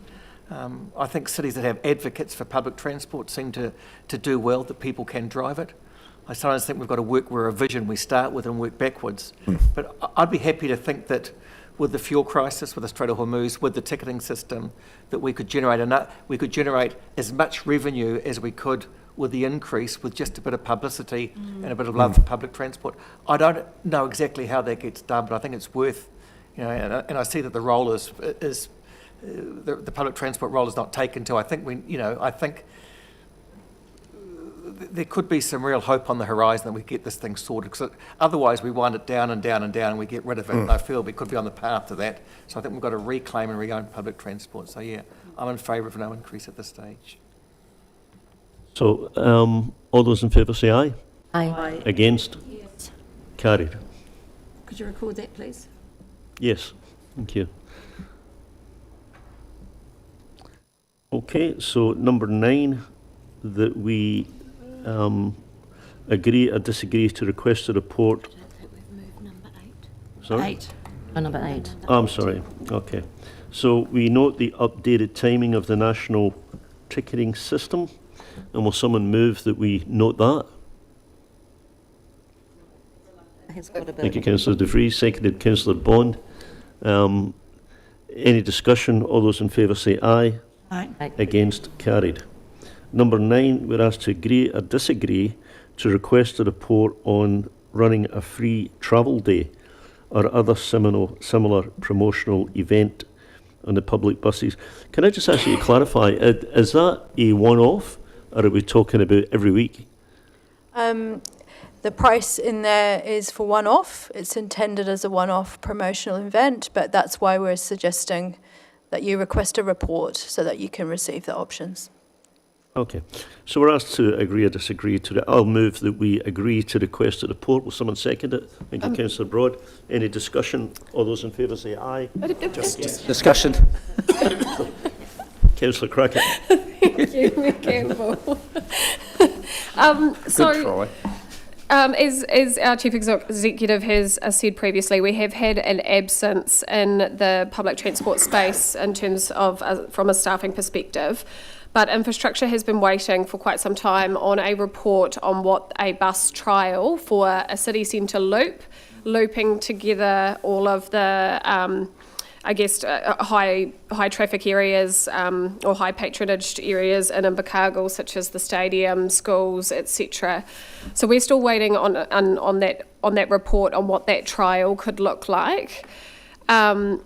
My suggestion would be, and it would be fabulous if everyone agreed, but I should be so lucky, is that bus trial that we looked at doing could be a free bus trial, and look at generating, connecting all of the nodes in the city, and see what that looks like. But I guess I'm noting that I'm really still waiting for that report. It would have been fantastic to have that up and running already, because that has been from a result of community feedback and significant community consultation, especially with the rangatahi of our city.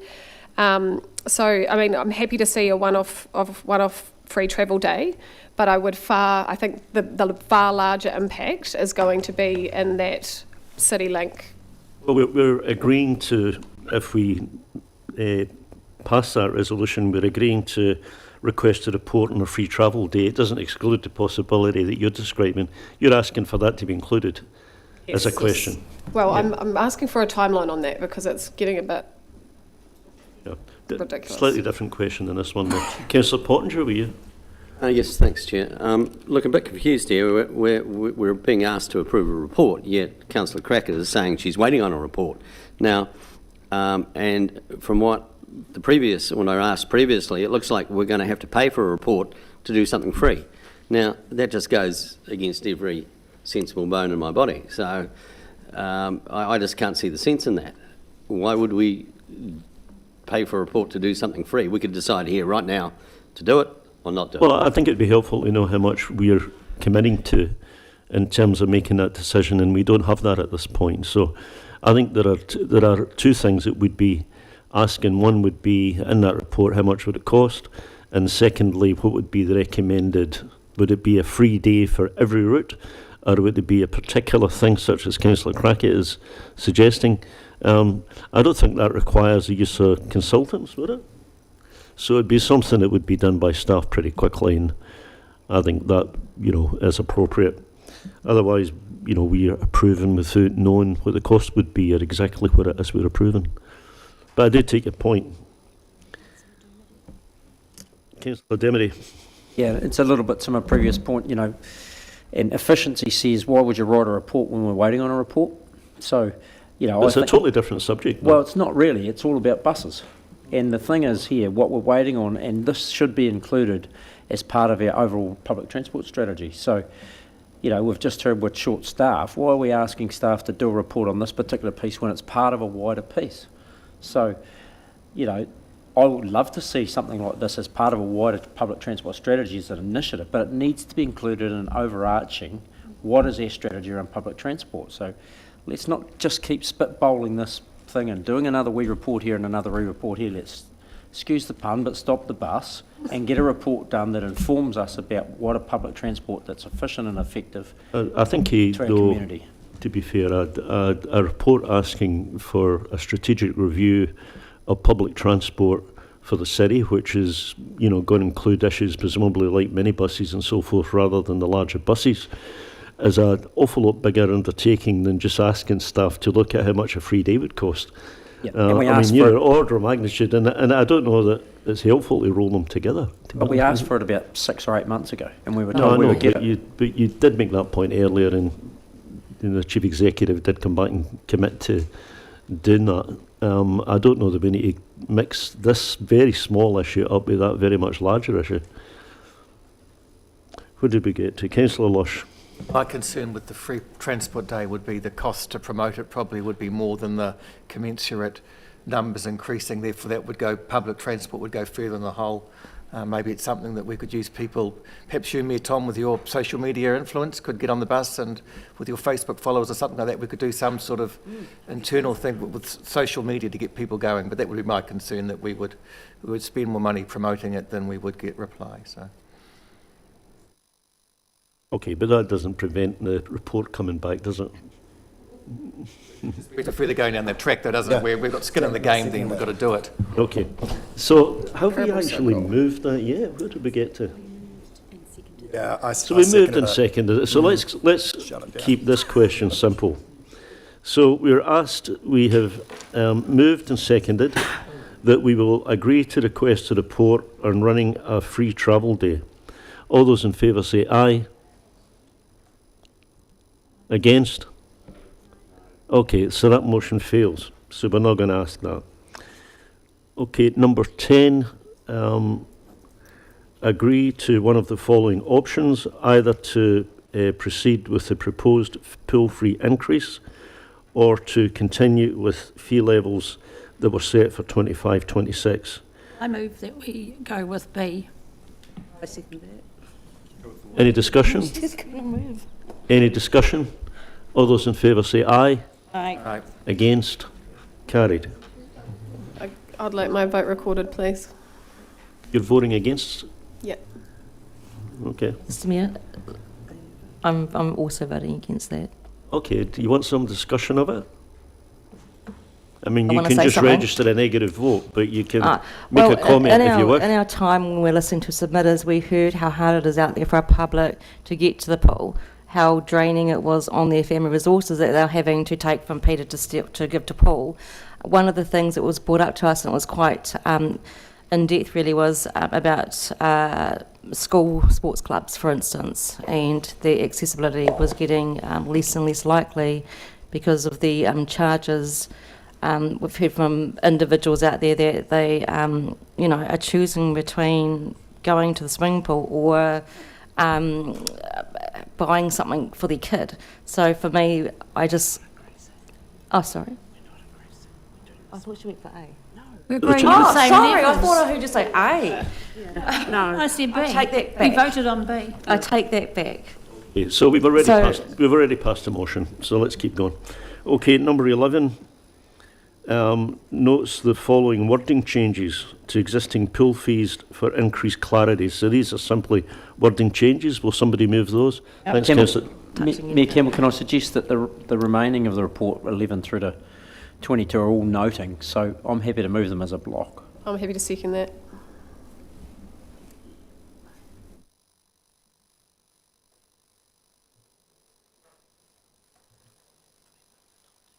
Well, I'm happy you've already moved it, so, and it has been seconded.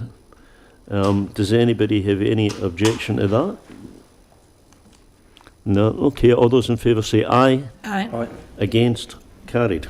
Thank you.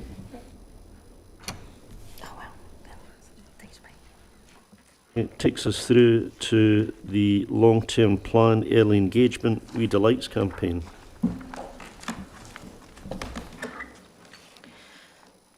So through you, Chair, just noting that I need to leave the meeting just after 4 to get a flight, so Patricia is going to swap in with me to however far we get in the next 3 reports. So this next report is regarding the early engagement campaign for the long-term plan, which was the We Delights competition. So the report provides you with all of the competition entries. It details some of the options that were raised and those that are recommended by officers for your consideration. I would just touch on a few points. The competition was run as a prize draw in order to encourage as many entries as possible. So that was on the recommendation of our communications team, who did an awesome job. And thanks out to all those businesses that sponsored the prizes. So it was very popular. There were 2 categories. There was the adults competition and the children's. And so this report deals with those items. Officer advice has been sought on all of the entries in terms of feasibility and likely cost implications, because of course some things are more expensive than others. And so that information is all provided as an attachment. The recommendations for the top items that have been put forward are all entries that are were in the most popular categories, as is detailed within the report. So on that, I'm happy to take any questions. Any questions of Rhiannon? Okay, Rhiannon, you've highlighted in number 5 that we agree or disagree to proceed with one of the following We Delights. Is there any reason why Council cannot approve all of them? I mean, I don't particularly want Council to spend time debating which of 4 $5,000 projects we should do. Is there any reason why we shouldn't approve all of them? It's completely within your power to approve all of them. The reason the recommendation is written as it is that was how the competition was originally designed. But it is, of course, within your purview and power to approve one, some, or all. They're all good ideas. They're only little ideas. I would have thought we could have done all of them rather than, debate the virtue of fruit tree planting compared to opening up a dog park. Yeah. Councillor Demedy? Yeah, firstly, I'd like to acknowledge this is your idea, Mayor Campbell, so well done. I agree with your sentiments around the, supporting all of the options in 5, and equally agree with 6, so I'm happy to move that way. Also, I'd add that maybe you could enter the Manu competition. Nice. Chocolate competition? Yes. New competition. Either the representative Should be a Batman and Robin thing. Okay, so your card's marked. So we have a mover that we, for all of numbers 1 to 6, with number 5 being agrees to all of them, and number 6 being agrees to the one which is mentioned there. Is there a seconder for that? Thank you, Councillor Boyle. Is there any discussion? All those in favour say aye. Aye. Aye. Against? Carried. Thank you.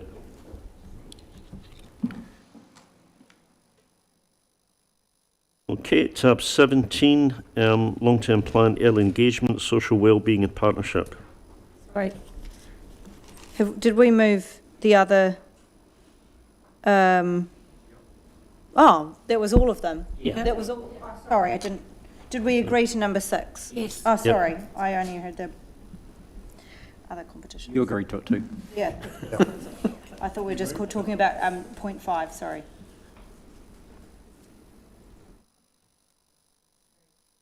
So, Rhiannon, tab 17. So this next report also deals with part of the early engagement, which was focused around engaging with organisations and stakeholders and people with lived experience in the area of various forms of support for social wellbeing in the community. So the report resolutions or recommendations rather, again, just follow the order of the report. I would like to thank all of the organisations and individuals that participated. It was a different format for an engagement event than we have kind of run before or for a workshop. So shout out to Councillor Broad for his amazing emceeing, but also to all of those individuals that stepped up and chaired the conversations. There was a real sense of ownership for those that participated, and so I think that you can see that reflected in all the notes. So these are the notes taken by the individuals on the day so that you can see everything, and then the report summarises what those key recommendations that came out were. All of those recommendations are either to note or to request consideration of items as part of activity planning for the long-term plan. So the relevant manager would be asked to give consideration to what the community has raised and to present to you in the workshop what their thoughts are around that and potentially any costs that might be linked to it. So on that note, I am happy to take any questions. Questions to Rhiannon? Yes, Councillor De Vries.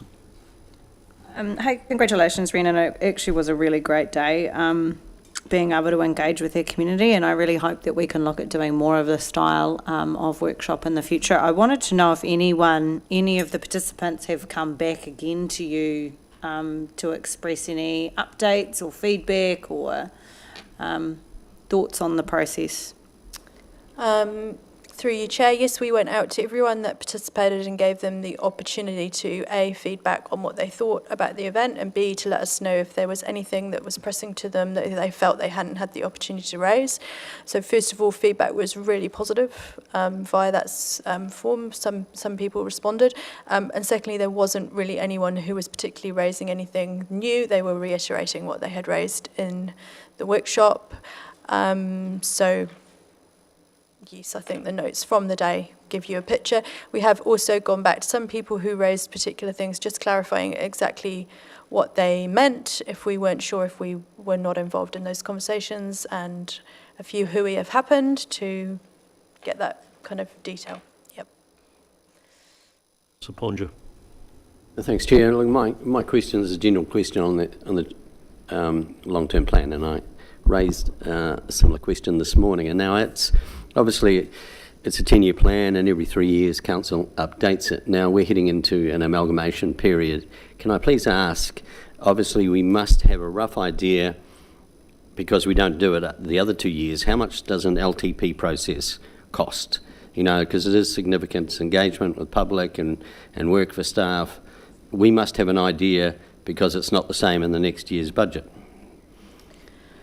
So through you, Chair, the primary cost for the long-term plan is the audit cost, is by far the most significant cost. There are some other costs that go in. The direct cost for engagement is minimal, but does exist, and costs for inputs around assumptions. So all up probably looks in actual costs, not including staff time, around $250,000. We have been directed that we must continue and deliver a long-term plan, and also noted that it's really important that ahead of any amalgamation and ahead of any rates capping, that the organisation has got a clear picture of what it wants to deliver over the next 10 years, because the next stage of the process will be combining plans should amalgamation continue, and so those plans, it is understood, will run in parallel for a period and then be brought together. So it's an important time to ensure that the cities and the city's community, what it wants is clear. I'd just add to what Rhiannon said as well, that it shouldn't be underestimated the amount of staff time that is required to do a plan. You know, the staff have been working on this for probably 10, 11 months already, and we've still got well over a year before we put any plan into place. So there is a huge amount of work that goes into putting in these policies on top of their normal delivery of of business. So as you start seeing activity managers coming, and we start those in July, they are doing this on top of their delivery of service as well. So that is the nature of local government. What we are doing is prescribed by legislation. It's not optional, but it is just something that it's a very public planning process that any other business would not have. I would also say, though, that the vast majority of the work that's done during the long-term plan would still be relevant, whatever structure we find ourselves in 3 or 4 years' time. As we look at things like what do we need to do with our water resources, what do we need to do with our pipes and pavements and roads and so forth, they're every bit as relevant under a regional structure as they are under a city structure. So I don't know that there's very much that you would say would be wasted work, Councillor Pottinger. But I take your point. I mean, I think if we were asked, if it were offered the opportunity not to do it, then I dare say we would take that opportunity up. But at the moment, we don't have that choice. We're being told that we must continue with the long-term plan. Yeah, I hear it's the Auditor General that's saying we do this, but obviously, from what Patricia was saying, and my memory from way back, it comes to close more to 700,000, and so it's a lot of money. And I just see the point when we do, if the amalgamation happens or whatever happens, is that I can't see it staying the same. That's all, and that. But no, we've been told to do it, so I will accept that. Okay, any other questions to Rhiannon or Patricia? Can I have just ask about the number F, explores opportunities for new citizens to be welcome onto the marae. Well, I certainly don't, object to us looking at that, but I just wonder whether people realise what's involved in, new citizens. We have something like 360 a year who we do through here. They always come to citizenship ceremonies with their family. So you're talking about 3 or 4 others. So you're talking about well over 1,000 people, I would say, in a year that we have come into those ceremonies. It's a small way to say it'd be great to welcome onto the marae, but an enormous amount of work I would have thought that you're just given to the marae, and it's also an enormous cost, I would suspect, because there'd be catering and so forth involved in it. So while I don't in any way object to us having a look at how that might work, but don't underestimate what would be involved in that. So through you, Chair, again, in terms of writing this report, I have reflected all of the core feedback from the groups, the one thing they wanted Council to consider, and absolutely some items will be more practical than others, so it should be noted that this is not a commitment from Council to do any of these activities, it's simply to give consideration to them.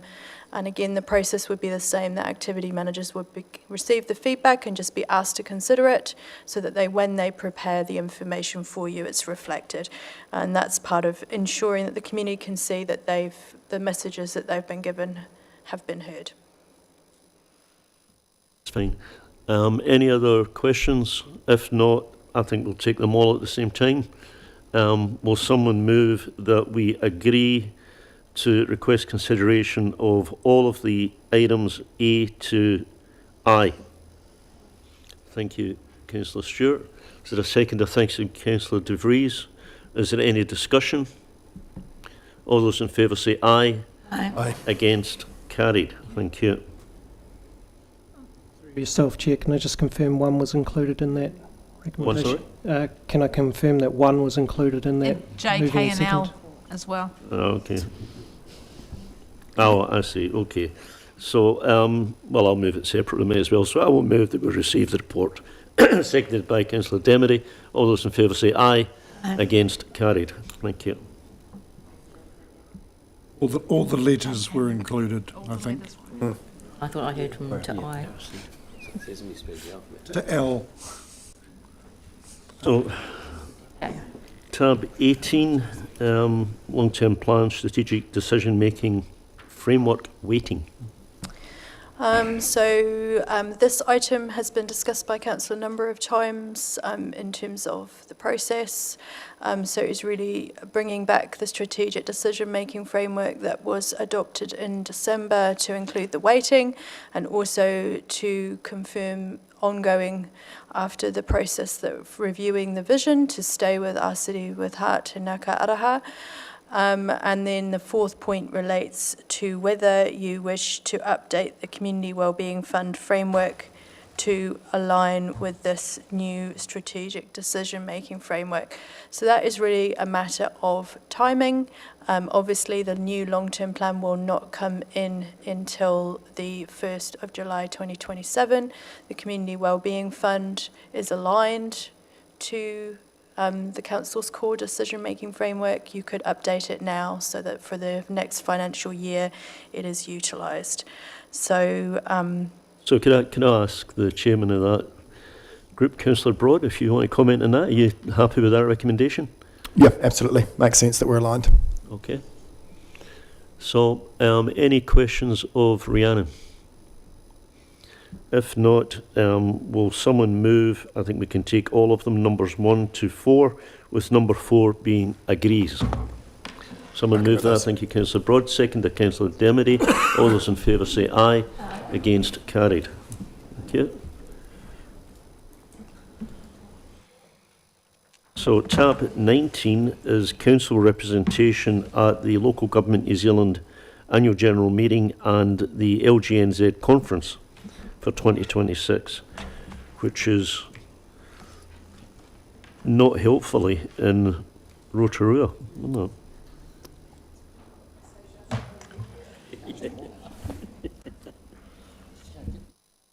Yeah. So we are somebody say something? And I move that Councillor Darren Ludlow be our representative. I imagine you'll be there as of right. Alex? Not necessarily. I would be there on behalf of us. I thought it said further down that you would there be people representing the youth. Yeah, so as chair of the Young Elected Members Committee, yeah, I will be there to chair that hui. So you'll be present? I would be present, but it's not necessarily always an undertaking that LGNZ has to do on the behalf of. It's usually up to the, the discretion of the councils in supporting their councillors through the role that they've allowed them to do. So as the LGNZ appointee for this council, obviously have been able to do that. Sorry, well, I was assuming that you'd be there, and so that would be the reason I was nominating Darren. I felt that with new legislation and stuff in place, it would be useful for him to be there. So we're actually asking two separate questions here. One is who should be the council's presiding delegate and alternative delegate. I think it's normal for the mayor to be the presiding delegate. So I'm assuming, Councillor Boyle, look, you've moved that Councillor Ludlow be the alternate delegate. That does not preclude anybody else going to that meeting, and as you say, Councillor Crackett would go anyway. Yep. So let's take that one first. Will you moving that? Yes. Again. Thank you, and Councillor Stewart is seconding it. Is there any discussion of it? I just want to confirm that Councillor Crackett will be there for LGNZ National Council or for Invercargill City Council. Well, she doesn't represent Invercargill City Council exactly, but she goes as a member of that council, so she will attend. That'd be right, Councillor Crackett. It's a little bit half-half when it comes to the Local Government New Zealand conference itself, because usually, although it is... No, we're talking about the AGM. Yes, okay, so, right, we'll go back to the AGM specifically. So this one is a little bit unusual in that the Young Elected Members Network and Te Marawata are putting forward a rule change to the AGM to be recognised constitutionally as a sector of Local Government New Zealand. So I will be in attendance at the AGM to speak to that. The AGM is separate from the conference itself and is being hosted online. So yes, I will be there. Right. But, Okay. So but that's whether or not I'm the delegate or not for Invercargill City Council, I will be there anyway. Yes. So I guess, yeah. So we'd be, yeah. So, have we actually voted on that? Have we resolved that? Or okay, but we have a move on the second there, I believe. All those in favour say aye. Aye. Against carried. So that's number 2. Now number 3, attendance at conference. Now the conference is in Rotorua, which I must say is expensive to get to and from for us, and is awkward. It means effectively you're away for 3 days. So I have mixed feelings about attending that. We don't have to. It seems to me, and I know that you would attend anyway, Councillor Crackett, as a member of council, but get mixed feelings about anybody else attending. It's just so far and it's so costly to do that. I would have thought at a time when we're trying to save money, it's a luxury. I would not attend. Does anybody feel that we should send other delegates? Yep.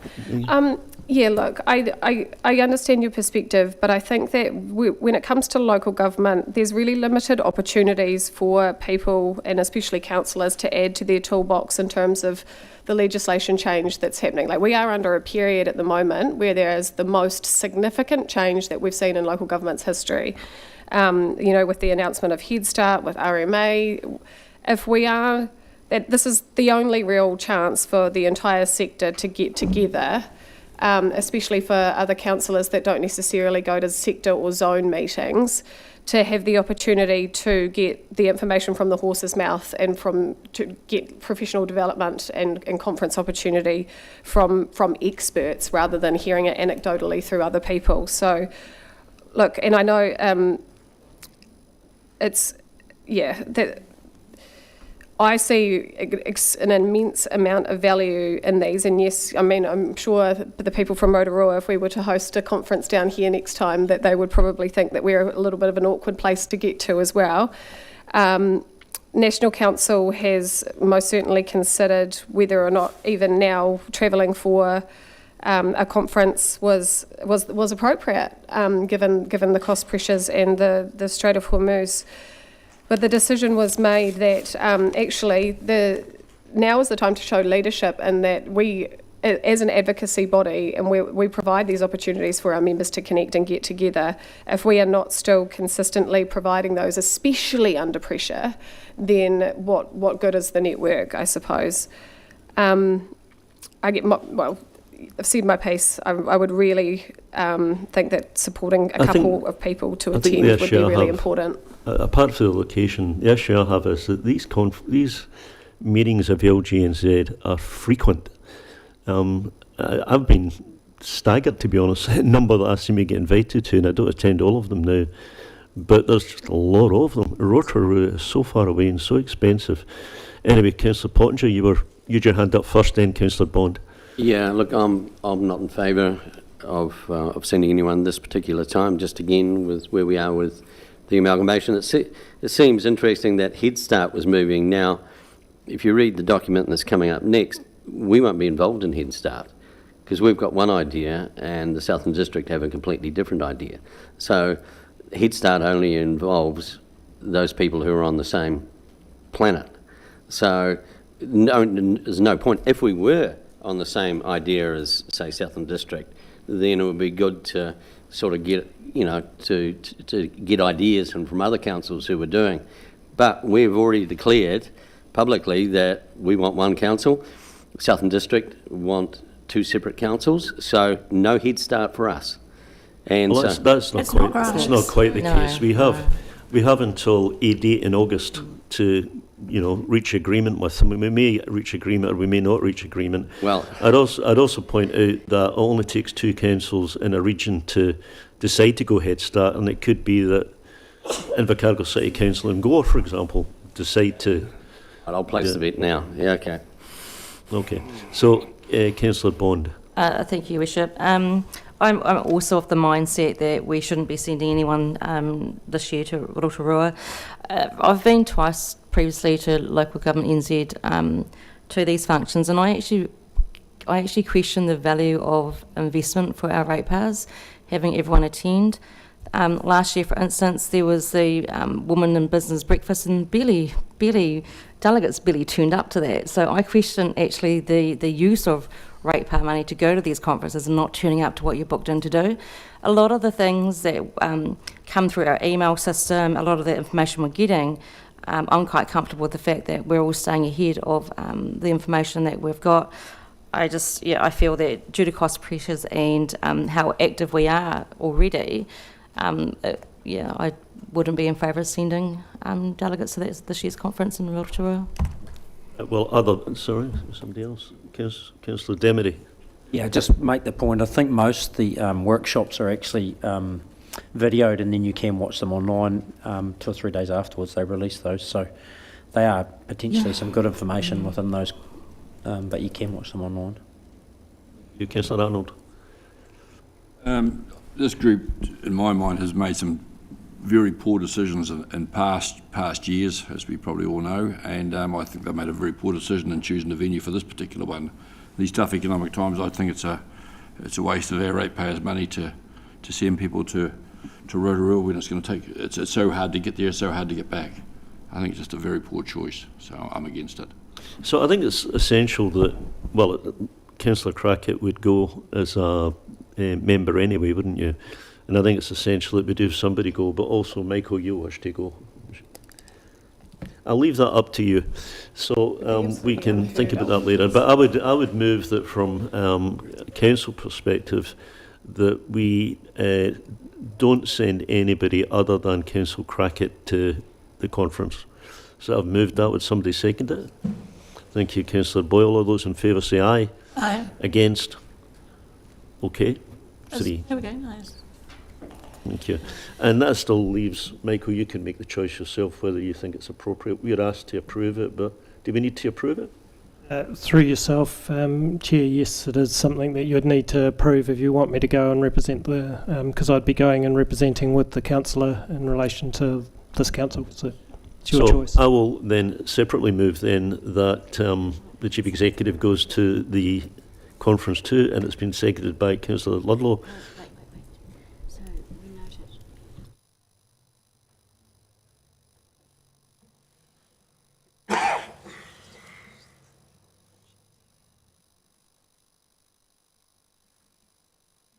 So, Councillor, so number 2 now, right, number 2, sorry, we're just going through the resolutions. Yeah. But anyway, I'll take that additional one anyway. So I have moved, and Councillor Ludlow has seconded, that the Chief Executive should also go to the conference in Rotorua. All those in favour say aye. Aye. Against? Carried. Thank you. My vote recorded, please. Against. Pardon? I'm against it, so. Oh, you're against? Yeah. Okay.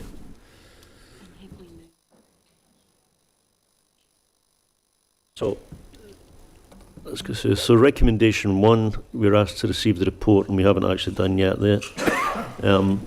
Moved by Councillor Demery, seconded by Councillor Stewart. Any discussion? All those in favour say aye. Against? Carried.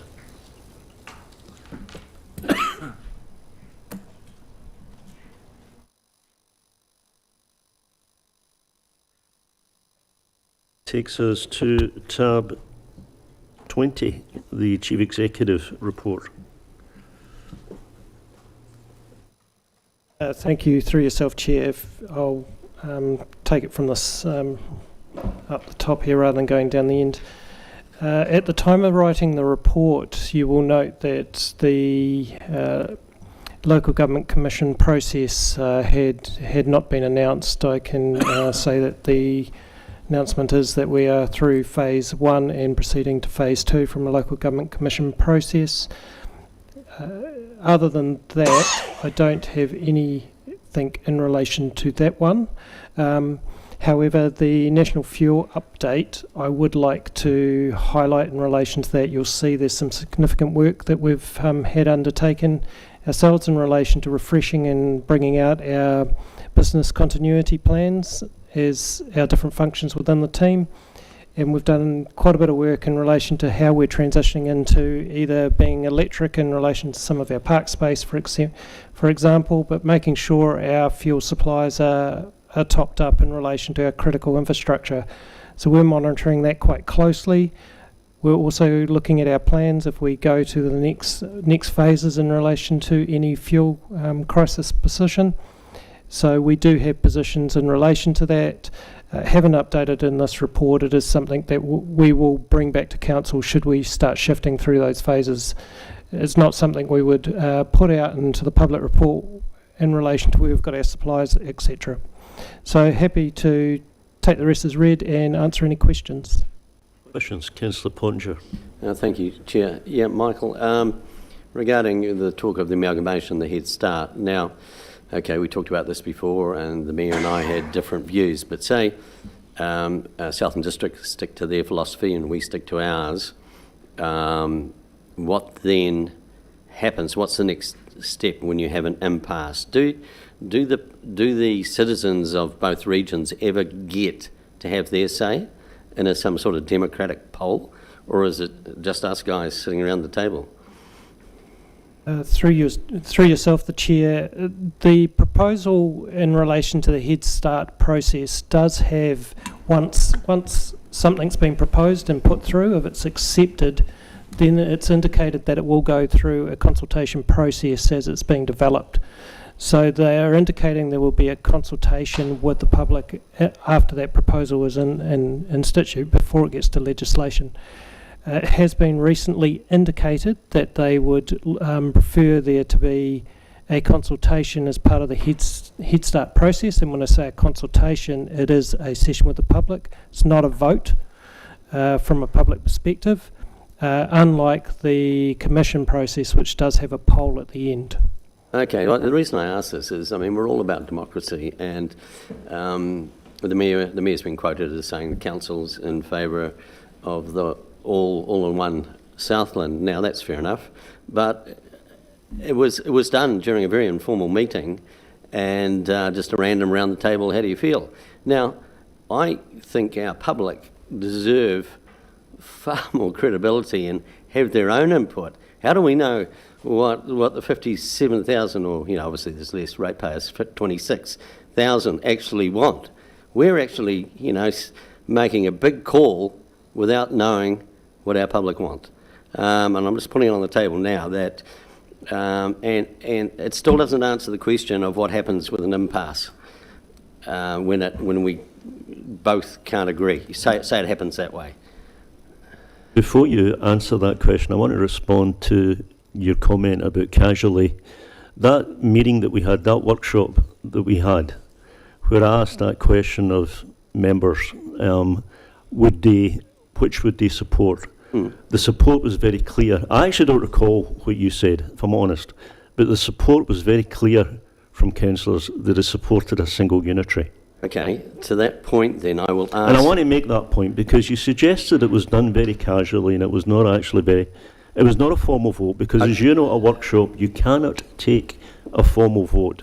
I know, and what information did we have in front of us to base our vote on? What figures showing efficiencies and stuff like that did we have in front of us so we could come to that semi-unanimous decision? I mean, what did we have? I can't remember anything. Okay. So we had our experience and common sense, I guess. We were asked to make a judgment on the basis that government had asked that we, within 2 months, within 3 months actually, it's now 10 weeks, had the opportunity to propose something with the other councils in the region about how reorganisation should look. If we did not do that, we would fall into the fallback situation where they would tell us. So we had the option of either we suggested what we wanted to do or we waited until government told us. That was the choice that we had, and that's still the choice that we have. And we decided, as whether it was unanimous or not, I'm not sure what you said, but what we decided as a council was that we would support a single unitary authority for Southland. And at the mayoral forum 2 weeks ago, I said that that was our position, and I've said that subsequently. Whether we can reach agreement with the other councils, we don't know. If we do not reach agreement with them, then we fall into that fallback situation where, unless the Commission, in the meantime, come up with something that's decided, failing that, then we're in the fallback situation where government will simply legislate and tell us what to do. Exactly. So again, I'll just finish by saying, I asked you what facts and figures did we have, and of course we actually had nothing. But you said that we used our experience and common sense to deliver our own view on the subject. So there were no figures showing the hierarchy, the various tiers of management that may disappear, sharing of services. There were no drawn out tables of figures and graphs. No, because we were being asked a high-level question at this point. Right, no, that's fine. You've answered my question. Yes. Through yourself, Mayor, I'd just like to highlight to councillors that staff were asked to provide a briefing heading into the mayoral forum, so everyone was on the same page with the information that had been provided through. Staff were never asked to provide an option analysis or detail in relation to any future option in relation to amalgamations. Council has not been provided with any information relating to options, and that is something that would have to happen post any position in relation to Head Start as you read through the Head Start information that has been included in the agenda. We're not in that position. We have to provide an option analysis report for any meeting, and we are not in that position as staff to provide that through at this point.